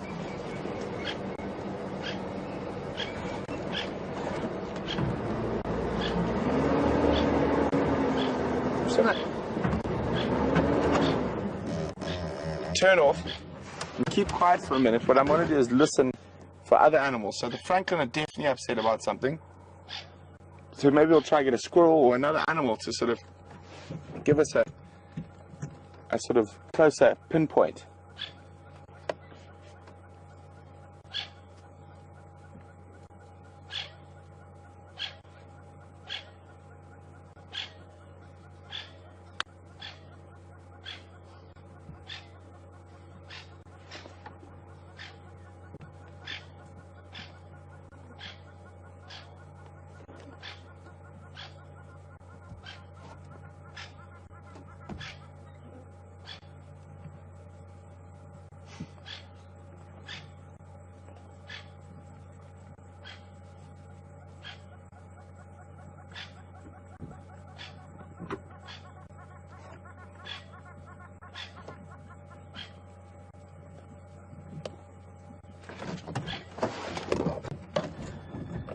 Here guys, just judging the fact it's only the francolins that are really upset, and I can see a couple of squirrels around, but none of them are really alarm calling, that it's possibly not a leopard, and it's probably something like a slender mongoose or a snake. And going to be finding a snake in here would be quite difficult, but it's always worth checking those things. Sorry, I got so excited there. I shot off in the middle of my recap. So we were just talking about that lion sighting we had this morning, and it was in the mist. You sort of had these grey ghosts, these lions, sort of like they were sort of ethereal lions appearing out of the mist. It was absolutely fantastic. And then what happened is that they started alarm calling. Well, Impala started alarm calling probably about 50-60 meters from where we were sitting with the lions. And what happened was that Kwatile, a female leopard, had moved into that area, and the Impala had spotted her and started alarm calling at her. But she was quite lucky. She spotted the lions before they spotted her, and then she quite wisely hightailed it. So we didn't get to see the best view of her. We just sort of saw her jogging and looking over her shoulder, trying to make sure the lions weren't following. And some of the sub-adult lions in that went to investigate that noise, and then started stalking the Impala that had been alarming at her. And they showed a classic sort of inexperienced lion hunting. They were too fast, whatnot, and they disturbed the Impala. And they disturbed the Impala, and unsuccessful, but incredible. They were just Impala running everywhere, lions running everywhere. So it was a really, really fantastic sighting. And then they spent a lot of time, due to the fact it was cool, playing, jumping on each other, sort of practice hunting each other. So it was a really great morning. And then we had a brief view of the same male leopard we started our drive with this afternoon, the quarantine male leopard, who's a young male of about 28 months old. And we just watched him move from where his carcass had been. He'd been feeding on an Impala for about 4 days, and right next to our final control. And then he went and laid out in the spike thorn thicket, and it's the same spike thorn thicket that we found him in this afternoon. and we will go have a look again a bit later to see if he's moved out into the open or maybe gone and had a drink. I keep telling the zoomies, you better keep checking, because he might pop up on that Juma waterhole camera at any time. So you guys can be my eyes and ears on that side of the world.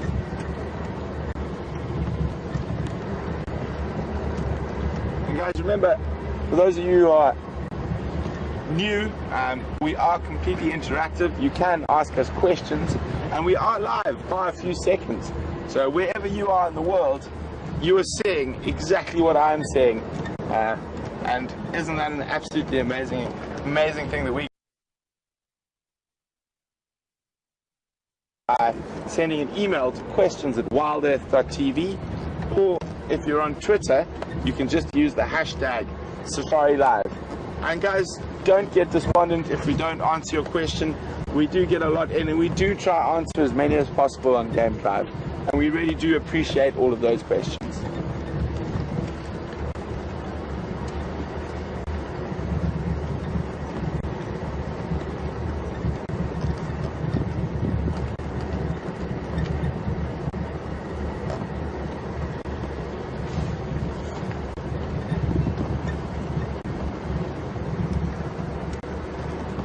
Good afternoon, Megu on Twitter. Megu would like to know what is the most dangerous situation I've been in with an elephant. Sorry for those who heard the walking between our river camp and our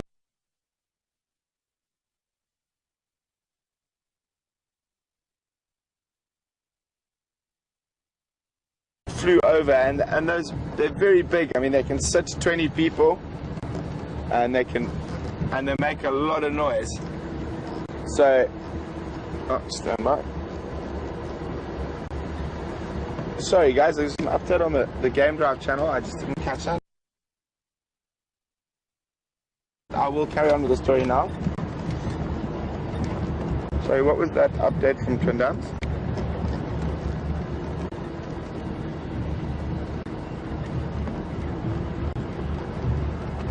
Copy that. So, and so the elephants tend to freak out when they hear these helicopters. So, let's go that way rather.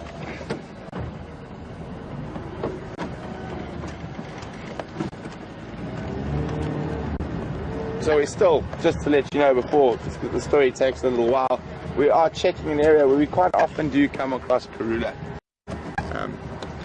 So, very good area. Now, right time of the day, as it gets a bit cooler, the leopards are likely to start moving, especially if they don't have full bellies.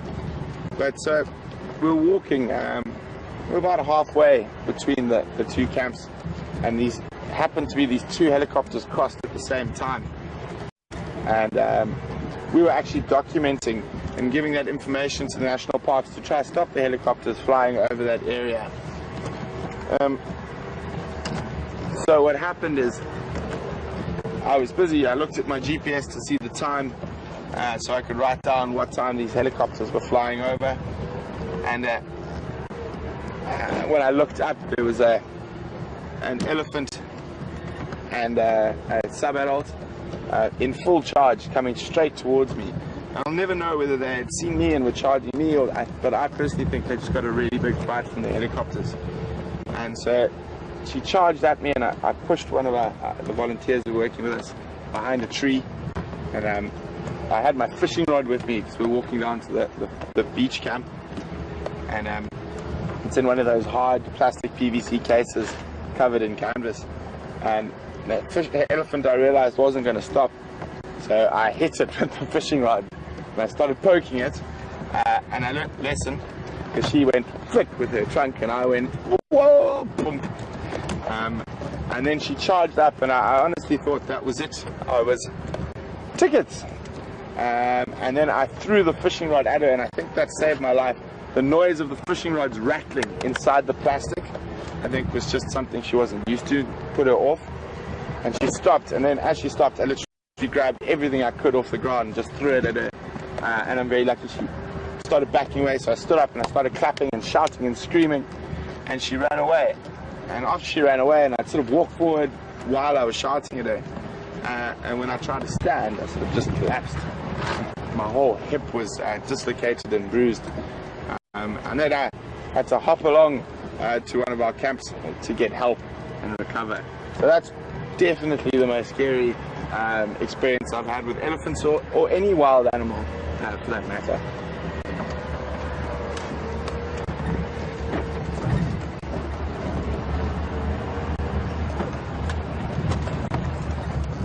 So you guys will notice quite often I'll turn the car off and I'll just let us drift down these slight hills in neutral. And what that's doing is that's giving me the ability to listen to the bush around me. So if there is an alarm call, even though these vehicles are very quiet, there's always more chance of being able to hear when the vehicle is off.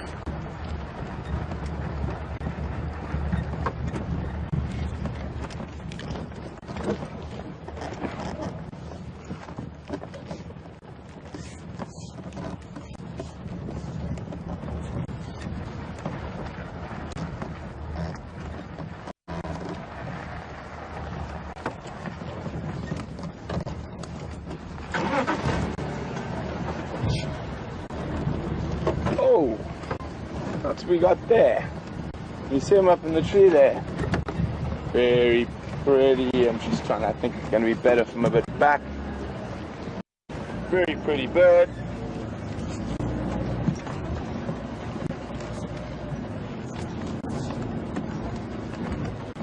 Tell me when.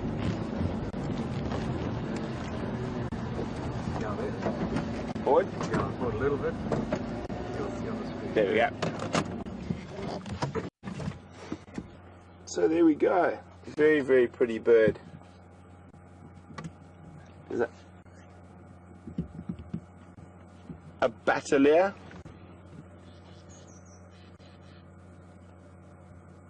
Can't see if it's a female or male from here. Or can we? It is a bit more difficult when they are sitting down. He's doing a bit of preening. So battalier is an eagle that's related to the snake eagles. So one of the major differences between sort of the snake eagles and the other eagles is that they have no feathers on their legs. So their legs are bare and they have very thick scales that help protect them when they do go try to catch snakes.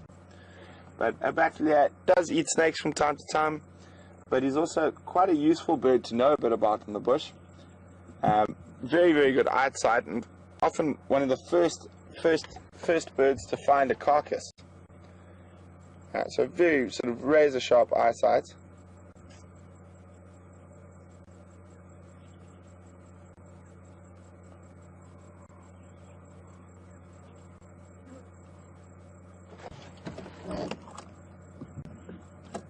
Looks like they're having a nice afternoon preen. Another thing that's quite interesting, their name, battalier, is French for like tightrope walker or a circus performer. Because they've got an incredibly short tail, and when they fly, with a lot of the other birds, the tail is used for stability, but a battalier doesn't have it. So with his wings out, it always looks like he's sort of balancing, and that's where they get their name from.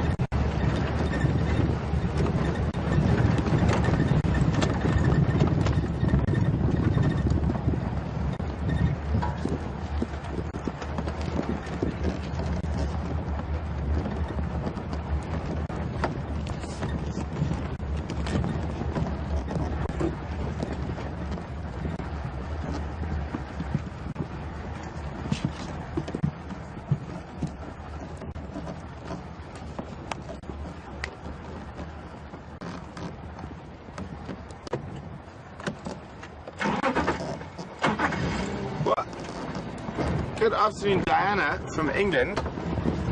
Diana says she's heard that battaliers secrete a clear salty substance while they're liquid while they're feeding. What is the point of this? Who said? But Diana, I've never actually heard that before. So I have absolutely no idea. Maybe you guys can have a look and see if you can find something for me. And you can do that once you do whatever you find. You can send through to me questions at wildearth.tv or use the hashtag Safari Live on Twitter. That is the wonderful thing about being in the bush. There is never a day that you don't learn something new.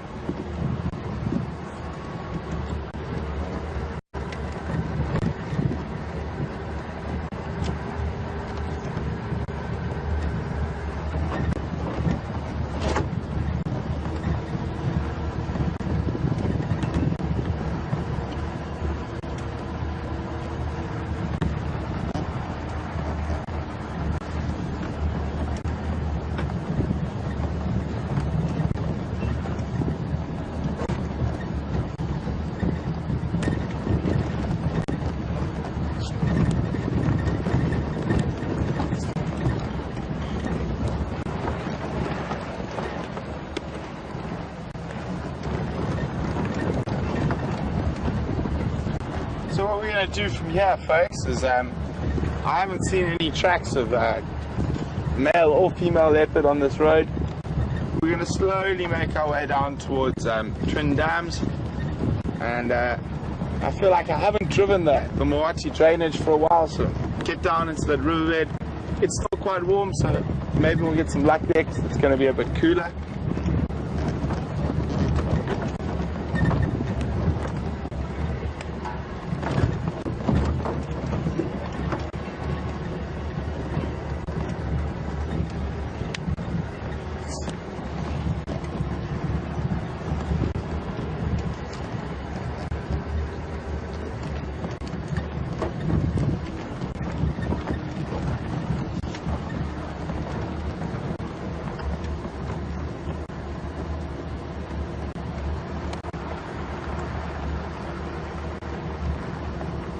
Good afternoon, Ashley from the UK. Ashley from the UK would like to know whether wildcats purr. The wildcats in the Southern Sands particularly purr like domestic cats. Your lion and leopard, not really. I've never really heard them purr properly. But cheetah, on the other hand, do purr, and they do purr quite a lot. And it's very similar to domestic cats, just a lot louder, being from a much bigger animal. So we're now down in the drainage line. It's still a bit warm, so quite nice and cool. So there's a good chance, or hopefully fingers crossed, that we find something happening here. And if on our left-hand track we've got two Natal Franklins running ahead of us.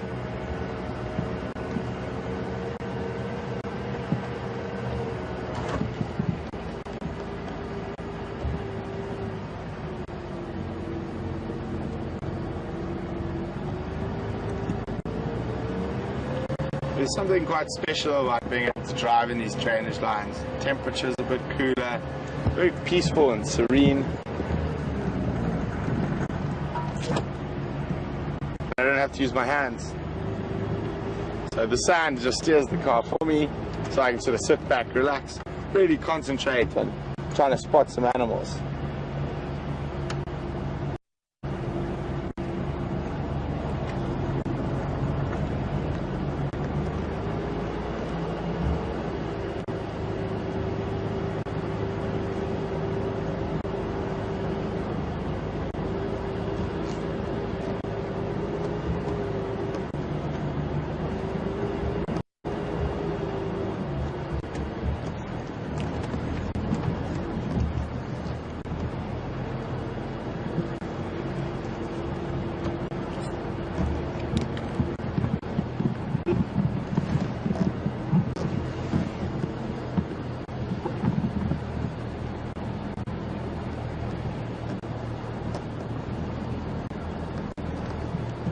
Thanks very much, Adam from Mississippi. Adam did some research, which I asked you guys to do a while ago, about the maximum amount of tusks that have been found on in the side of one elephant's face, and the maximum that he could find was 6, just on one side.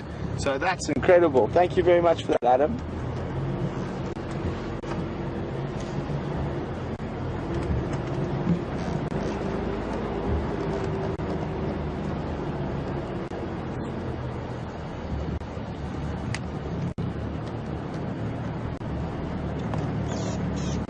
Whoa. Oh, rattlings are sticky and nearly flew into me while they were having an argument. What does it look like? Possibly 2 males, a territorial argument. Oh, there we go. Can you hear them? Tree. Oh, popping up again to the bottom there. It might pop out into the open. If I go forward a bit, you might get a window there. So there we go, a little rattling testicular. Looks like they were having 2 males were having a territorial dispute, and the one nearly flew into me. I think that's the one that won, puffing himself up and preening.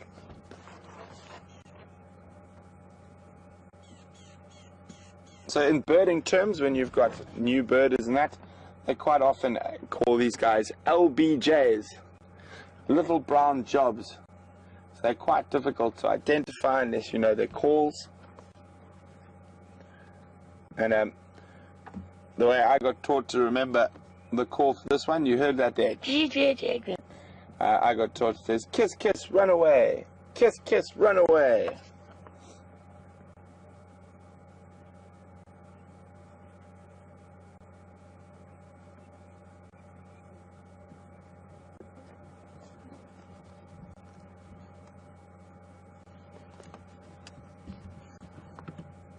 There you go. Nice little rattling testicular.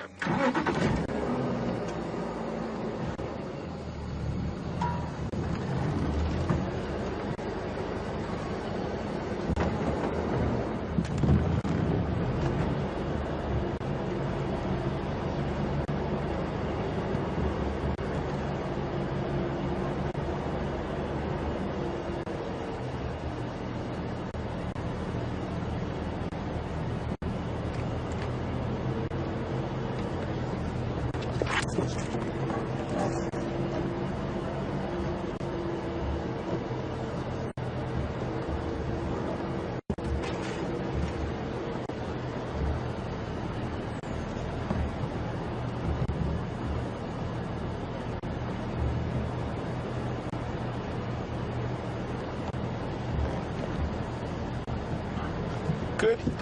Oh, thank you very, very much, Elaine from Massachusetts. As I said, there's never a day when you're out in the bush that you don't learn anything new. Bateliers form part of a family of birds that need to secrete the salty substance while they're feeding to help with water reabsorption.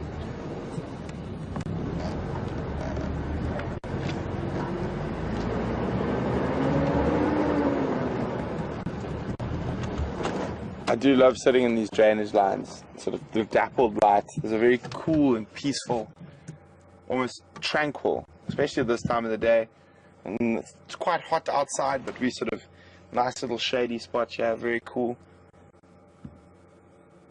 That's why leopards are quite often found sleeping in these drainage lines, because they do offer a bit of respite from the harsh heat.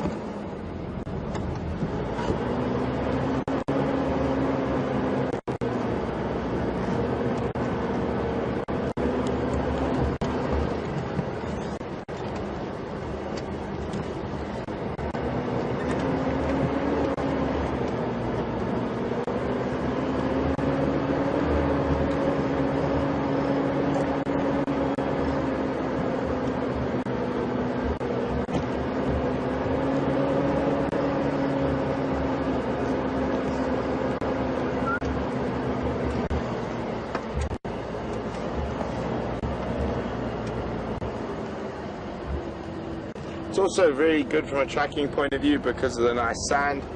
quite easy to see when things cross, as opposed to like the thick grass on the side. It's always nice to check these. It gives you an idea of the comings and goings, sort of the printed news of the bush.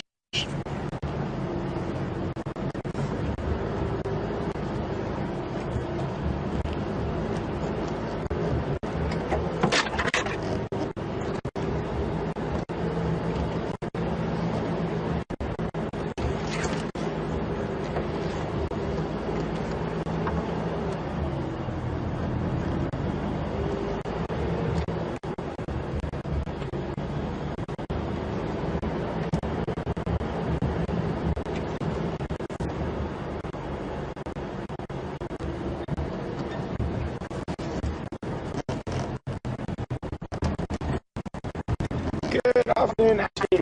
Again, thanks for all the questions, Ashley. You can, Ashley would like to know,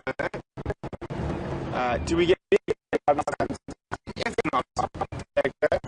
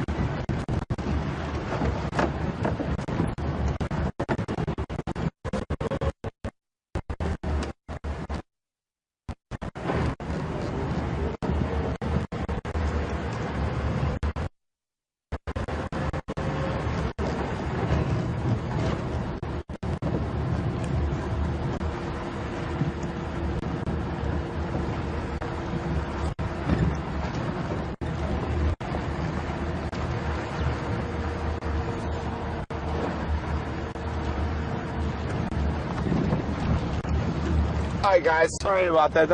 That's right, I stopped talking there. We were going through some bad signal patch while we were down in that riverbed.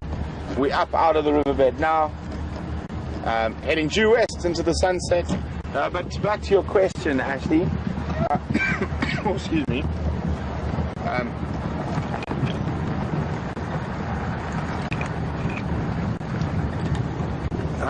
Ashley's question is, do we get meerkats in the Sabi Sands?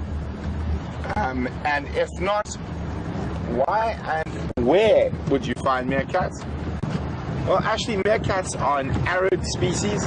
They live in the dry central and western areas of South Africa, up into the northern areas as well, into Botswana. The niche that they sort of inhabit is filled by banded mongoose in this area. So they would be competing for the same set of food sources. And so in South Africa, meerkats occur sort of from just north of Johannesburg, along the whole sort of northwestern boundary with Botswana, and then onto Namibia, and then into Namibia and Botswana. And that's about the sum total of their range. And as I said, banded mongoose fill the same ecological niche that meerkats do in this area.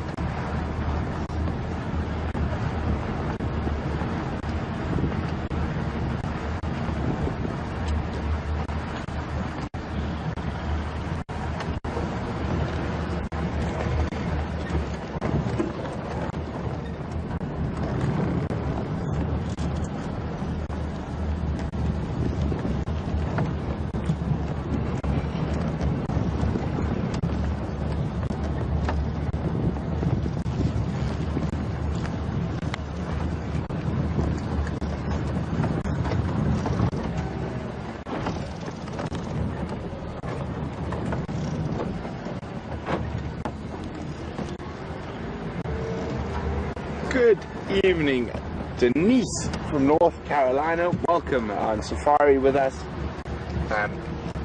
Denise would like to know whether I have a least favorite animal and why. Well, Denise, it would probably have to be these flies that keep landing all over me. No, but not really. I don't really have an animal that I don't really like. There's some I like less than others, obviously, but nothing that I could say, no, literally, I don't want to ever see that animal again. I enjoy seeing all the animals out here, except for these flies. So, yeah, there we go. These flies.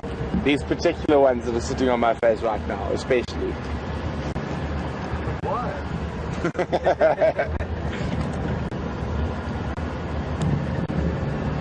So we checked that whole area where we quite often find Karula. No tracks, so it's possible she's still to the east of us. So what I'll do is I'm now headed back sort of further west. I mean, it's always possible we might find her here. She does pop up all over the place. But I'm going to slowly make my way towards the hyena den now that it's a bit cooler. Maybe see if there's anything happening there. And after that, we'll probably try and make our way towards the quarantine young male leopard again, because I think he is going to drink at some point. Whether he drinks at the dam or drinks at one of the puddles left over from the rain, I'm not sure, but it might be quite interesting to just have a look what he's up to a little bit later and drive. But we will check the hyena den first. I absolutely love this time of the year. The light is fantastic, the colors.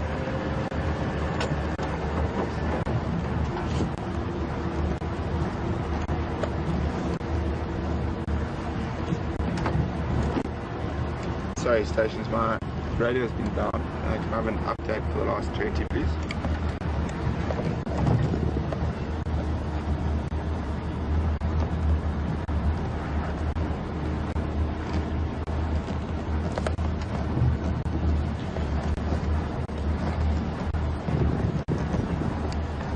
Has any station checked the Nisika?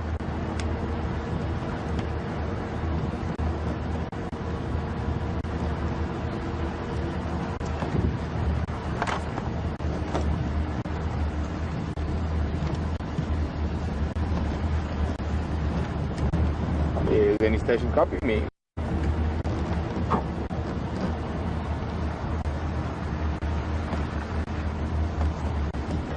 Copy, thanks, Ryan.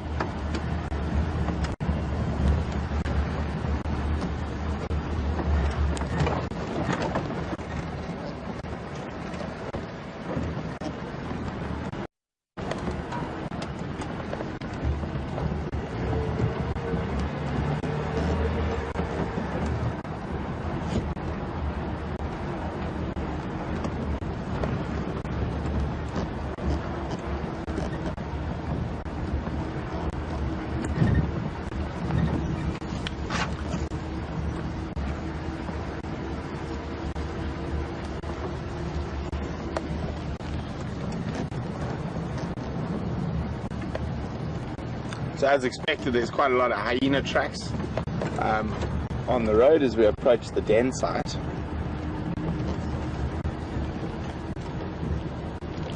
And I'm hoping now it's quite nice and cool. There, for the first two hours or so of drive, there's no real point in coming to a hyena den when it is hot. The adults will be sleeping under a bush somewhere, and the youngsters are quite often inside the den. But as it gets cooler now, it's a good time to check. Yeah, I see a hyena. Did I see a hyena? Yes. And the den is active. So you can see one of the youngsters there and an adult. Nisika is active. And there's another adult off to the side.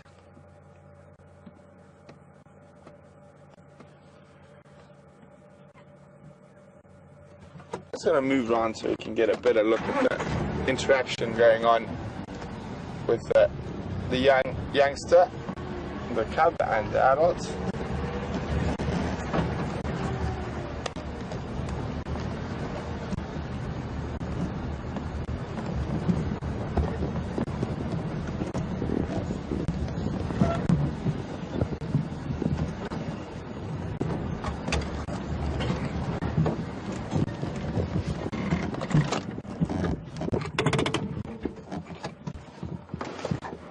There we go.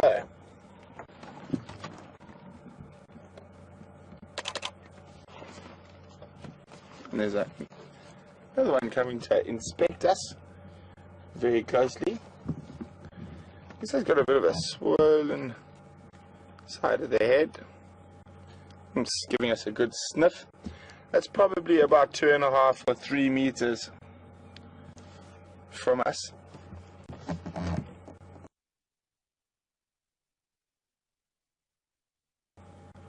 It's giving us a good sniff. That's probably about 2.5 or 3 meters from us.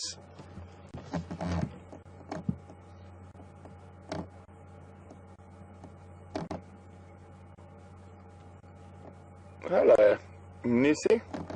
What do you want?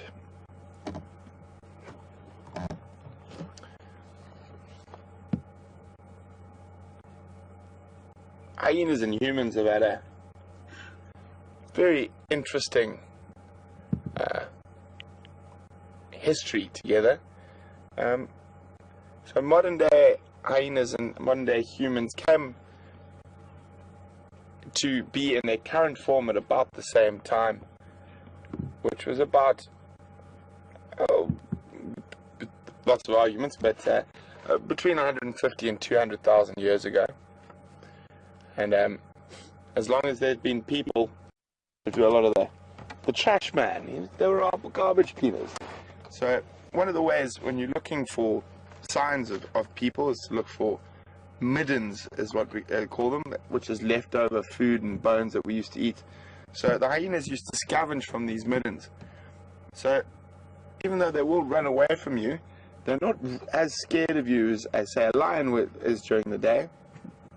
And at night, a hyena will quite often come up to you and you chase it away, and it'll run just out of sight and then come back, especially if there's food around.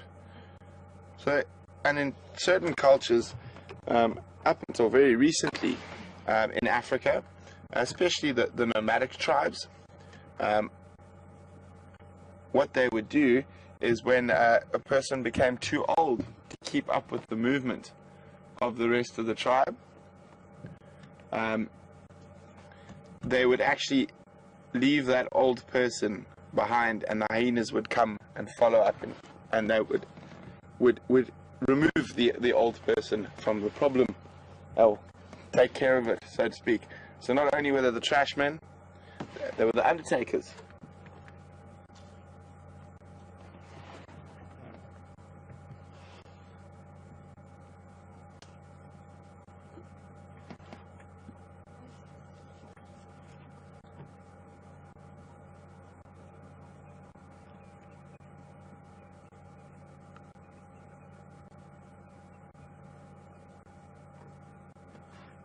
So you see there's one of the other cubs, and you can see it's busy scent marking and pasting, but their mother obviously isn't here because they're not coming out as far as they would. They might venture out because the other adults are sleeping here.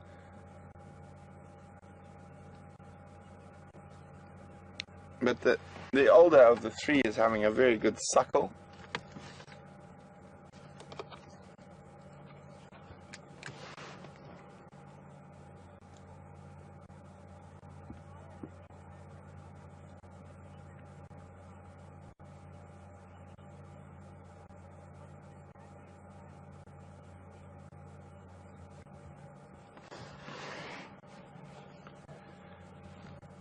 Good evening, Carla. Welcome on Drive. Carla's from the Netherlands. She said when she came out to South Africa in the Kruger Park, she saw a den of 26. Carla, I'm not sure you mean a den site that actually had 26 individuals there, or you saw 26 individuals at a kill. I think it might be in a clan of 26, which is quite a sizable clan for this area. We were actually, Mark and I were actually discussing how many individuals we thought were in this clan last night. I would guess at the high end they're between 15 or 20, but more likely there's probably between 10 and 15 individuals, which is probably a decent size, an average size for clans in this area.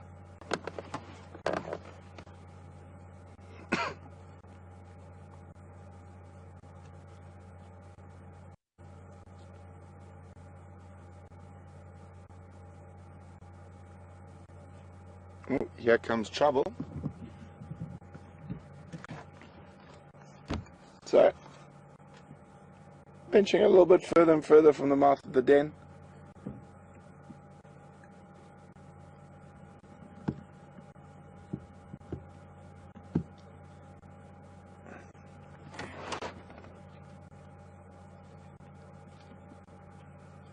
There we go, pasting, practice pasting using the anal gland to scent mark. And what makes hyenas incredibly difficult to sex is that the female has a pseudo penis that looks almost exactly, and in some cases is bigger than the male's penis. So it is quite difficult to sex. And they also have pseudo testes, which is their anal gland, which they use to mask, which can make them very difficult to sex, specifically when they're young.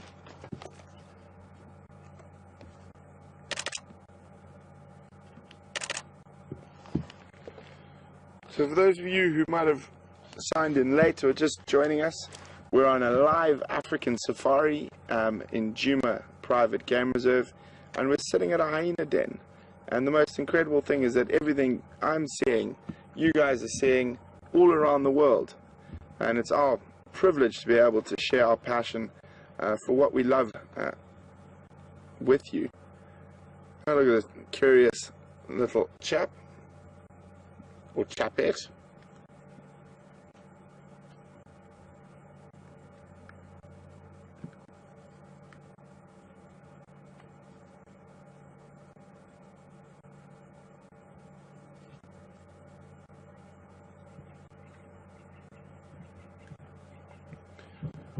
Also, guys, that we are interactive, and half our drives wouldn't be half as much fun if we weren't able to take questions from you, and you can do that by sending them via email to questions@wildearth.tv, or you can use the hashtag #SafariLive on Twitter.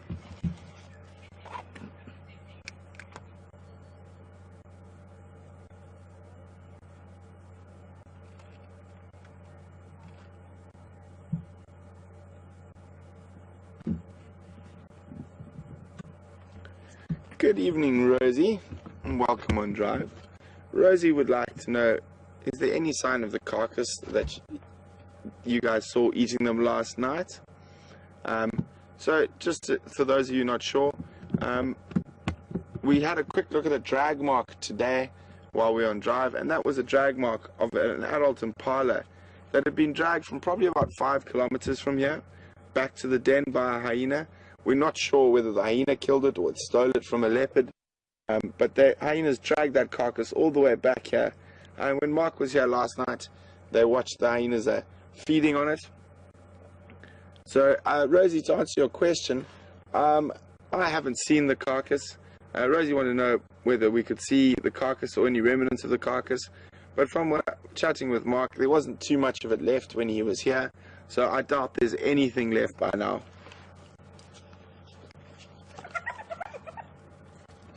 For some reason, something gave that hyena youngster a fright. I think it was a false alarm. But you see the adults have now stood up and they're looking up and facing. But I was watching that hyena, and I think it's just being a bit of a nervous Nelly.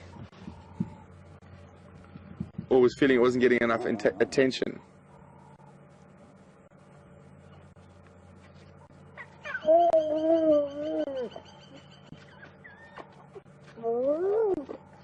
So this is a very intricate greeting we're watching here. So the female on the left is definitely subordinate, That's why she's lifting her leg and keeping her head lower. So showing that the female, the mother of that cub, is more dominant. You can see there, very submissive behavior being shown. And even to the cub.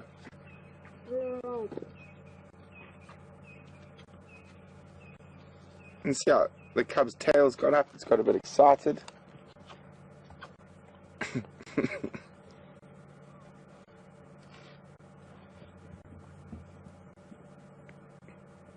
Oh, and straight back down to having a sundowner.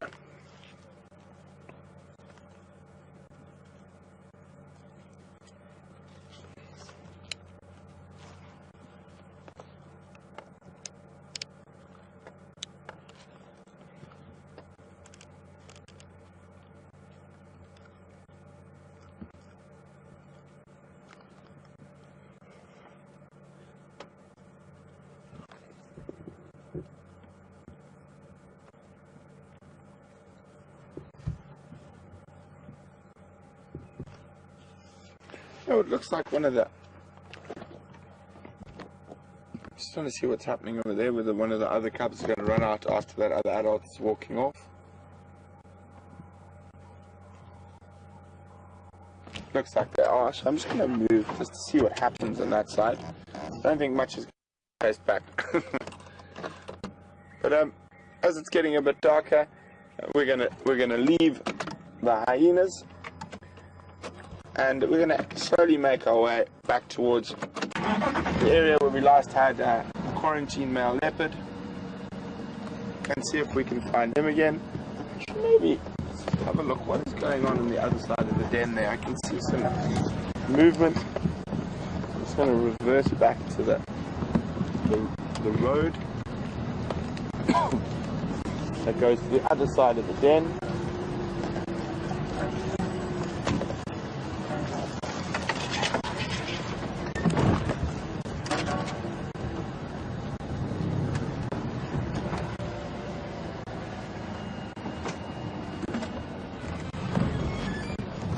So guys, actually maybe let's see what you guys feel like doing.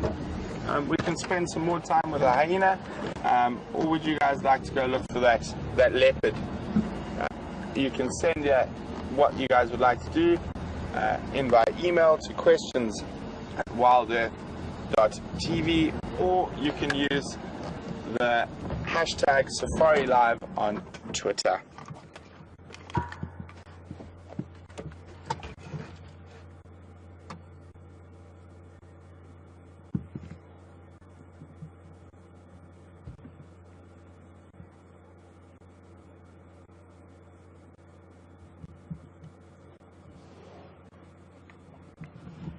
Good evening, Faye from Canada. Welcome on Drive with us. Oh, we're being stalked by one of the hyena cubs sneaking up behind us. Faye would like to know, at what age do hyenas start going out on hunting excursions with their mothers? And would they be allowed out of the den at night time? If there are adults present, they would be generally out of the den and playing or sleeping outside of the den at night. But if there weren't adults present, they would go down into the hollows, into the holes and into the caverns. The second part of your question, how old are they when they start following their mothers? I've seen them as young as 6 months, heading out on foraging forays with their mothers.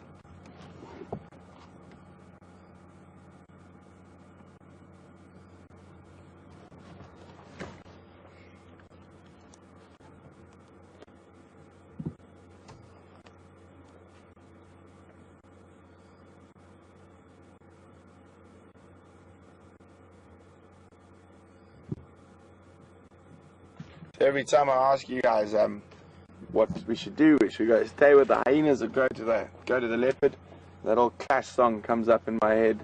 Should I stay or should I go? Do, do, do, do, do, do.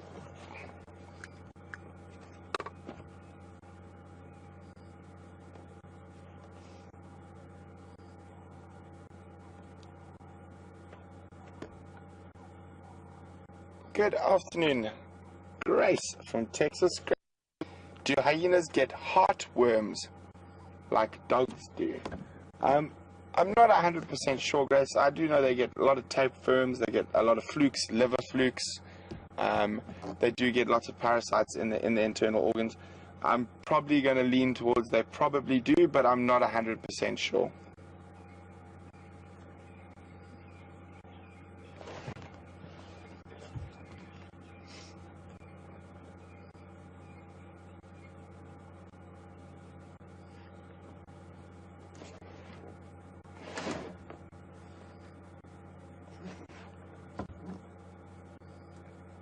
Okay guys, it seems like everyone wants to go find a leopard, so we're going to go see if we can find Mr. Q and see if he's moved at all or he's still sleeping under the same spike thorn thicket. Station controlling the sighting of that Madoda Ingwe at Gari Dam coming.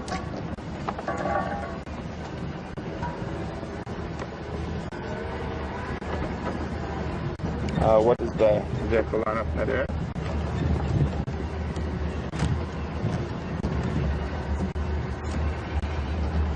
Copy, thanks. Confirm from where I left in this afternoon, is he still lying up at the spike thorn or has he moved closer to the mighty?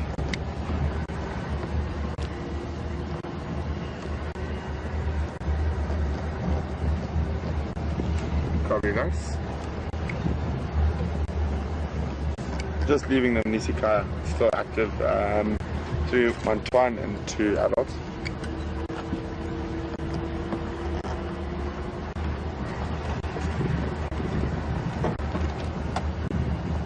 Copy, thanks. One thing is also nice, as the sun disappears, so do the flies. We can get rid of our fly swatches.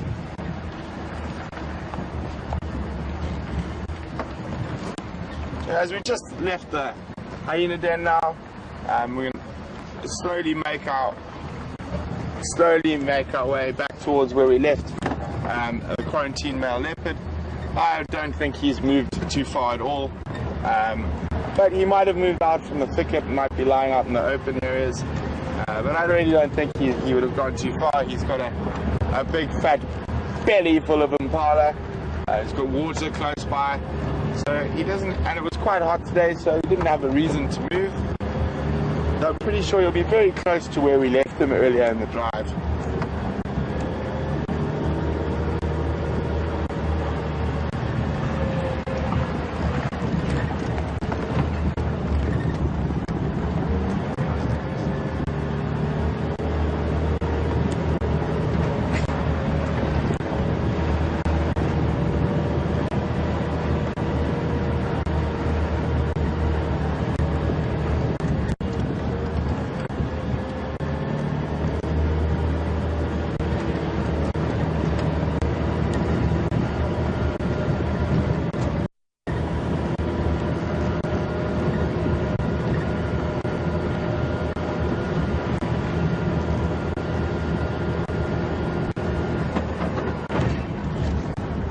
Oh, what a beautiful evening. Starting to get a little bit nippy. Starting to think about reaching for my jersey, but not quite yet. Probably guessed just under 20 degrees. Maybe still above 20. Maybe around 21, 22 degrees. And it's that sort of perfect time of day where the temperature is ideal. Also, the smells seem to come out more at this time of the day. You can smell a bush called a potato bush, which literally smells exactly like mashed potatoes. And the funniest thing is, if you break off a branch of it and you sniff it, you can't smell anything. But if you break off lots of, or even one branch, and you hide it in someone's room, their whole room ends up smelling like mashed potatoes. Ryan, I'm on quarantine, approaching the link down to the dam now.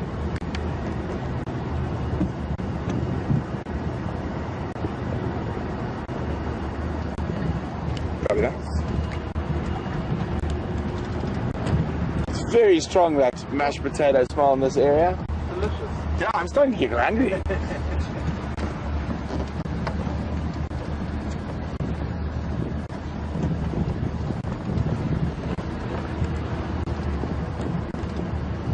So we're very close to where we left him now. I know there's another game drive vehicle who's been with him since us. So Ryan's there, so we'll spot Ryan and we'll be able to see how far he's moved since we left him.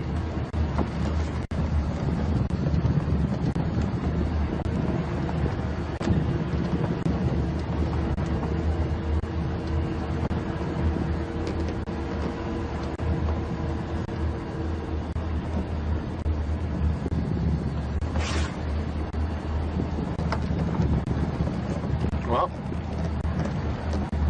you can literally face he hasn't moved an inch or maybe a few meters. Have a look now. So guys, just gonna try and make my way in here now. I'm just gonna have to concentrate, don't want to drive over any big stumps or anything, or drive over the leopard. No, I'm only joking.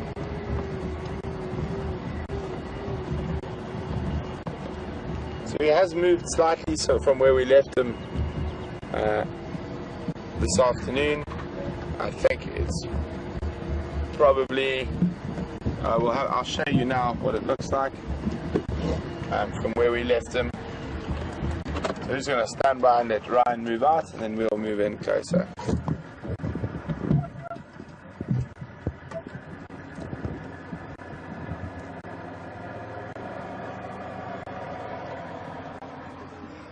How's it? How you guys doing? Fine. Thanks. You keen for tomorrow, buddy? Oh, dude, I'm so keen. Cheers. So, you might have heard Ryan asked me there if I was keen for tomorrow. So, I've been trying to get a good game of touch rugby. I feel like I need to do some running and some exercise, and that's what he's referring to. So, we'll show you. There he is. Still very much a lazy leopard.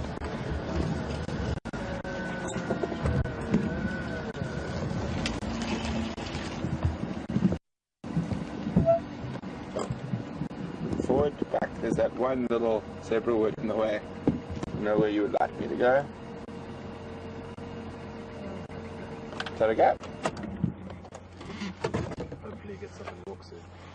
Yep. One station with this my daughter Ingwe on the open areas to the south and west of Curry Dam. So I'll show you now. I'm going to get Brian to pan to the exact spot where he was lying this afternoon, which is the edge of that thicket over there. So we can say he's probably moved 17 meters. So that's where he was lying when we left him.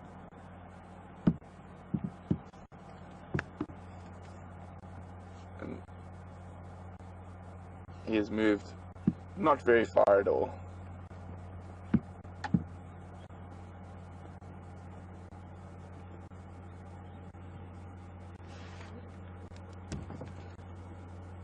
One station with quarantine, south and west to go down.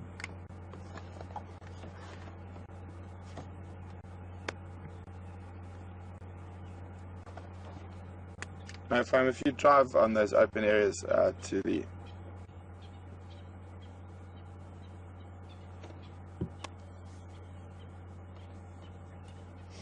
so just an update. We've been following this male leopard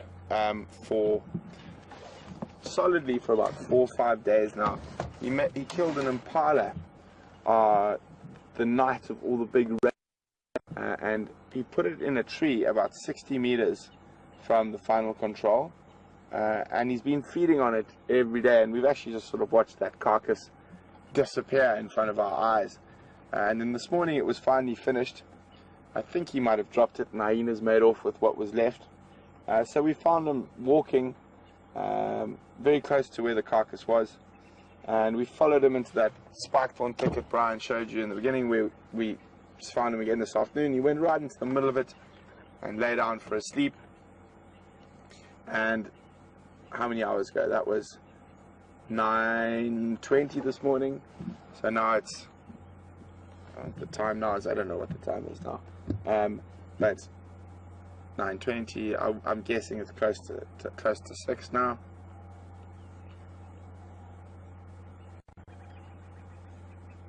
So in 9 hours, he's possibly moved some total of under 20 meters.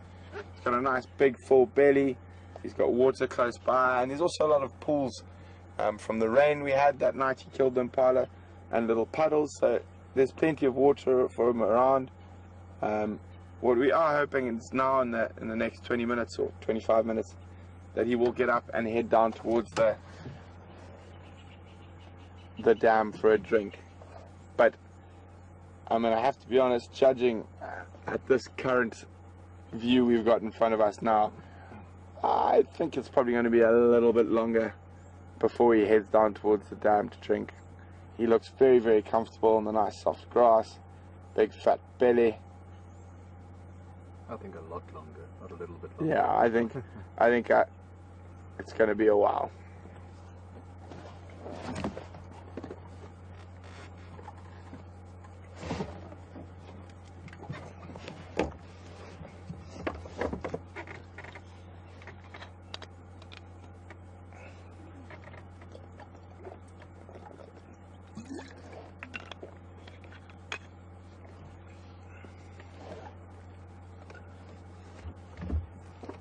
Good evening, Olivia from Denmark. Olivia would like to know how long would it take him to digest this before he makes his next kill. Olivia, a leopard is an opportunist. If something walked up to him now, he would kill it and catch it, put it in a tree and eat it later. So even if he was completely full, he would still make a kill if the opportunity presented itself. There's nothing quite as happy as a fat leopard. And if he can have multiple kills in multiple trees, he's even a happier, fatter leopard, which is just very good. But sometimes they can struggle a little bit. I think the day before we saw him, before he caught that impala, he was really skinny. He didn't look like he hadn't eaten in a couple, 3 or 4 days. But now he's looking much happier.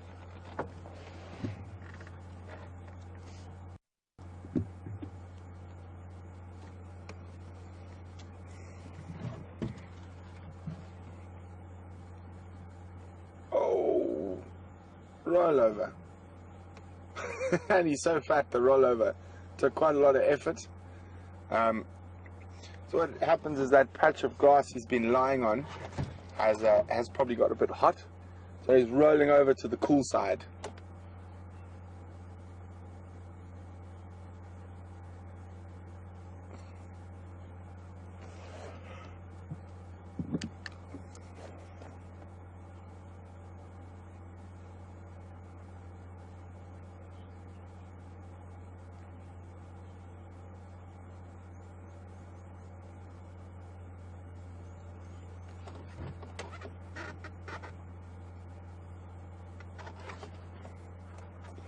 Good evening, Angela from Boston. Angela would like to know, why is this leopard lying out here in an open area? Shouldn't he be lying in the thicket or next to a tree? Isn't he very exposed and vulnerable to other predators? The main reason he's lying out in the open like this at the moment is because it's cool and he's getting a bit more of a breeze. If he was under a bush or a tree, there would still be a bit of remnant warmth from the day there. So it's cool. And even though it looks like he's very vulnerable and fast asleep, his hearing is acute, and if there was a lion or anything walking through the grass, he would almost certainly hear it before the lion came upon him. Not always, but most of the time. And he would be fast enough to get to a bush or a tree, or to a tree where he could escape from, if he heard the lions from far enough away.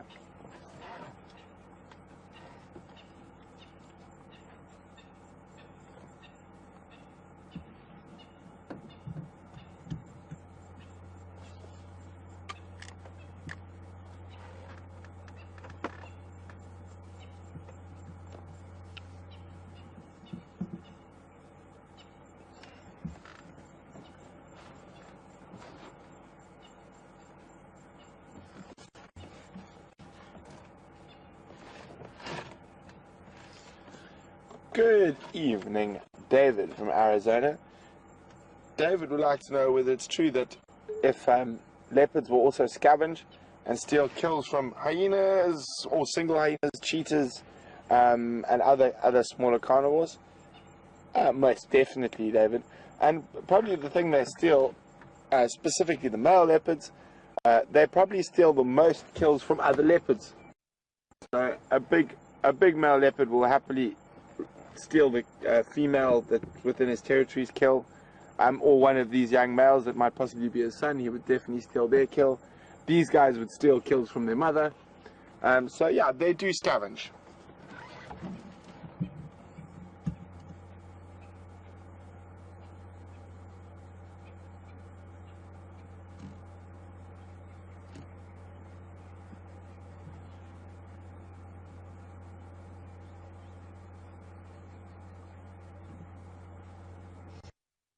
When we first actually found that kill up in the tree, there was a bit of confusion to whether it was the quarantine male, Conuma, which is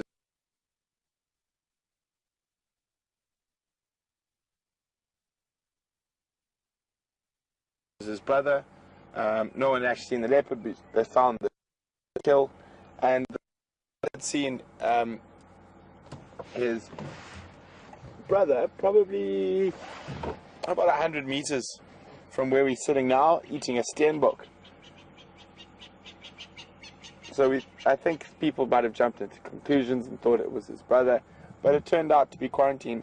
Although we can never be certain that Kunyuma didn't kill it and he did chase him. But I don't know, my personal reading on both animals is that I don't think quarantine would steal from Kunyuma just yet. I think Kunyuma might have an upper hand just because he is a bit more aggressive in nature when it comes to that. It'd be very, very interesting for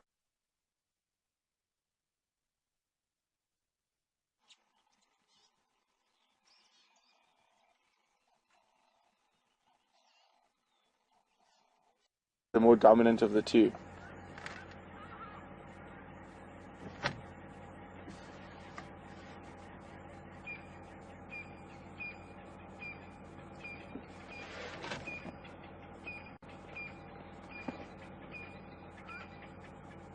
Sorry guys, I'm not sure what happened there. We disappeared for a second. So as I was explaining, that I personally think that between the two brothers, I think Kunyuma might have the upper hand at the moment just because he's slightly more aggressive, even though Quarantine looks to be a bit bigger in the head and shoulders. But that's my personal opinion, and the only way we would really know is to see them both at a kill and see who is the more dominant of the two.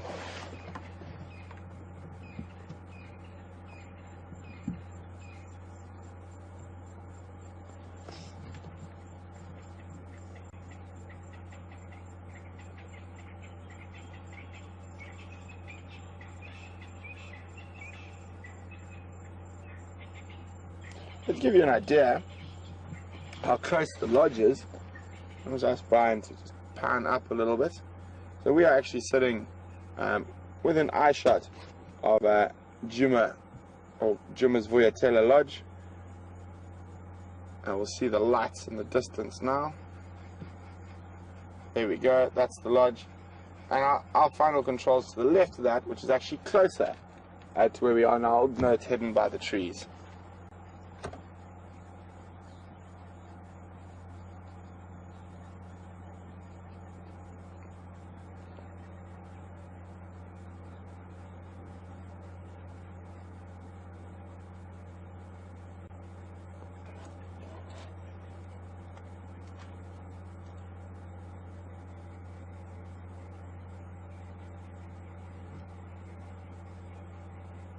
Amazing, listen to the evening chorus of birds. I'm just trying to listen carefully now and see how many different bird species I can hear. Why don't you guys do the same?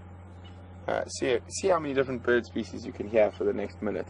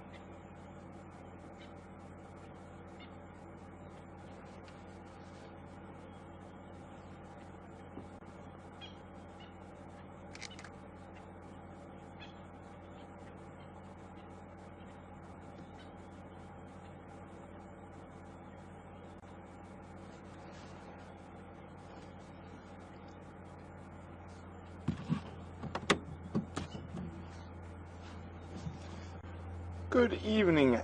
Jonathan was saying he didn't see any vultures around the kill. Do we not have any vultures in the Sabi Sands? We do, but vultures generally don't tend to see leopard kills that often because they're up in the trees. They are obscured by the leaves above. So that's why we didn't see any vultures around the kill.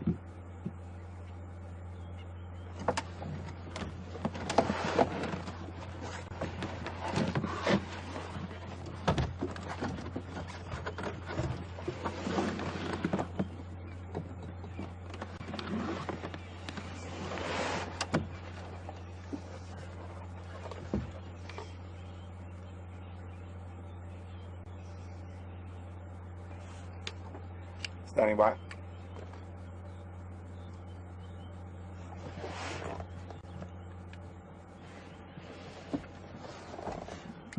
AFM, flat cat.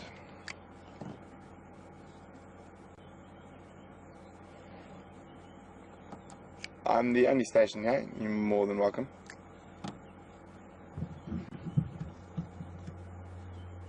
Well, how are those eyes?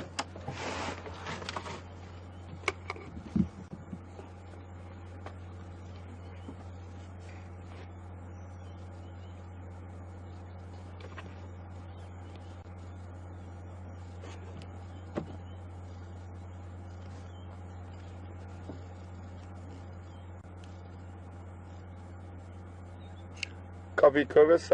You'll be first standby. Clovis, what is your position?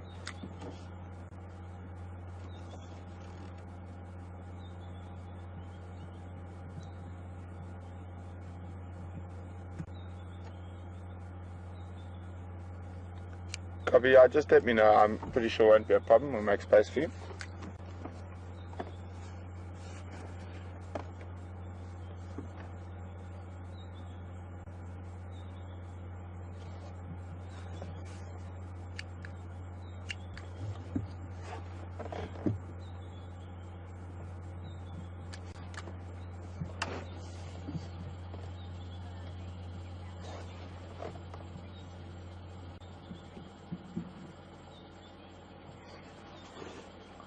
Well done, Elaine in Massachusetts.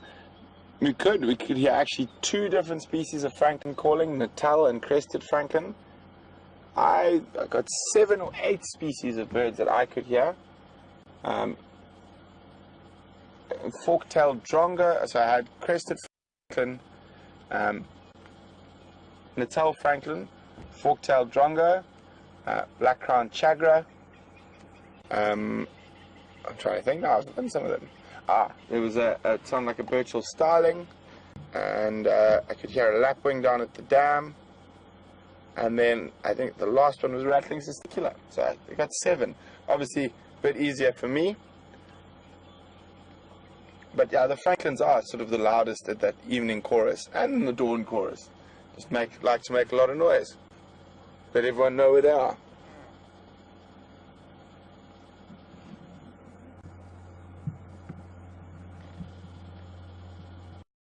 On what we've seen today.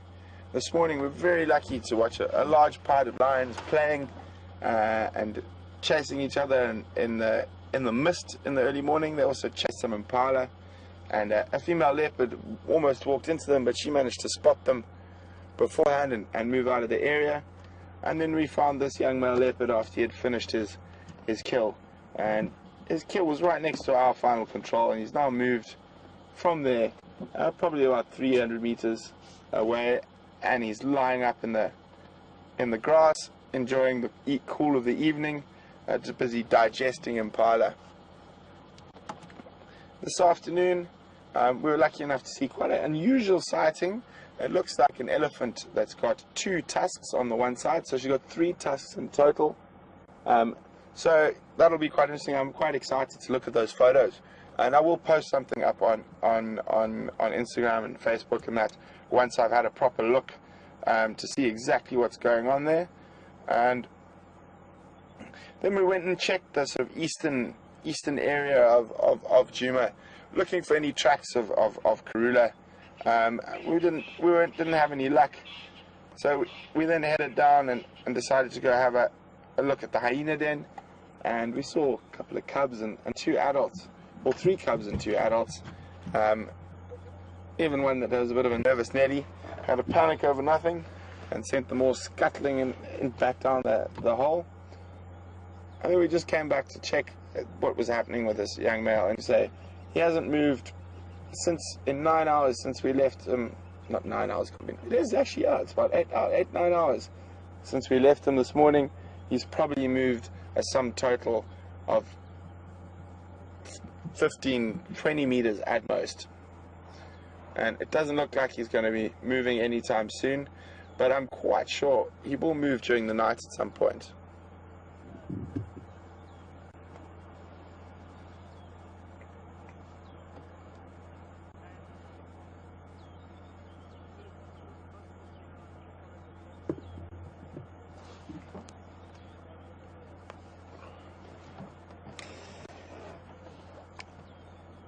Corbett's coming. Corbett, you can make your way straight to this position.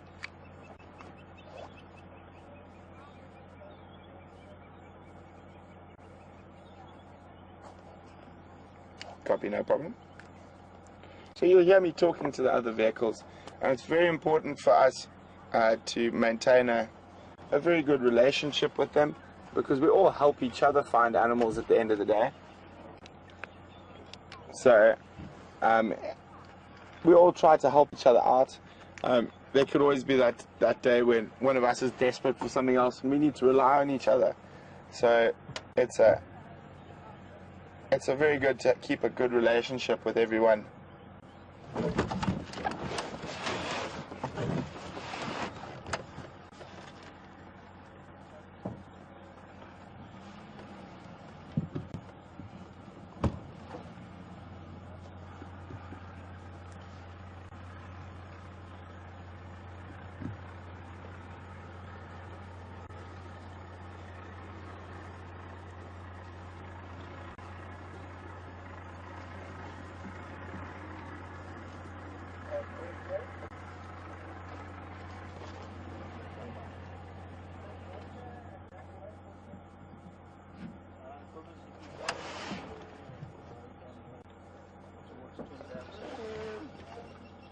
So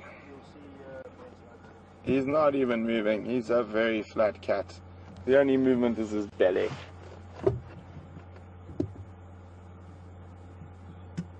So you can see, very out in the open, completely relaxed, not even perturbed with our presence.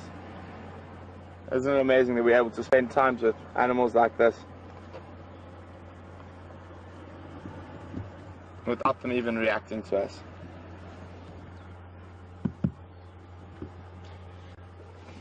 Guys, thank you very much for joining us this evening on a live safari here at Djuma Private Game Reserve in South Africa. We've had an absolutely fantastic time. I thoroughly enjoyed all the questions you guys sent in today, and for myself and the whole team here, it's been a really wonderful afternoon and a fantastic morning, and I'm attacked by a large bug. But you know, us African boys, we just keep going, soldier through. And it is a very lucky and privileged. Sorry, I'm getting tongued up. We're very privileged to be able to share our passion and our love for the bush with you.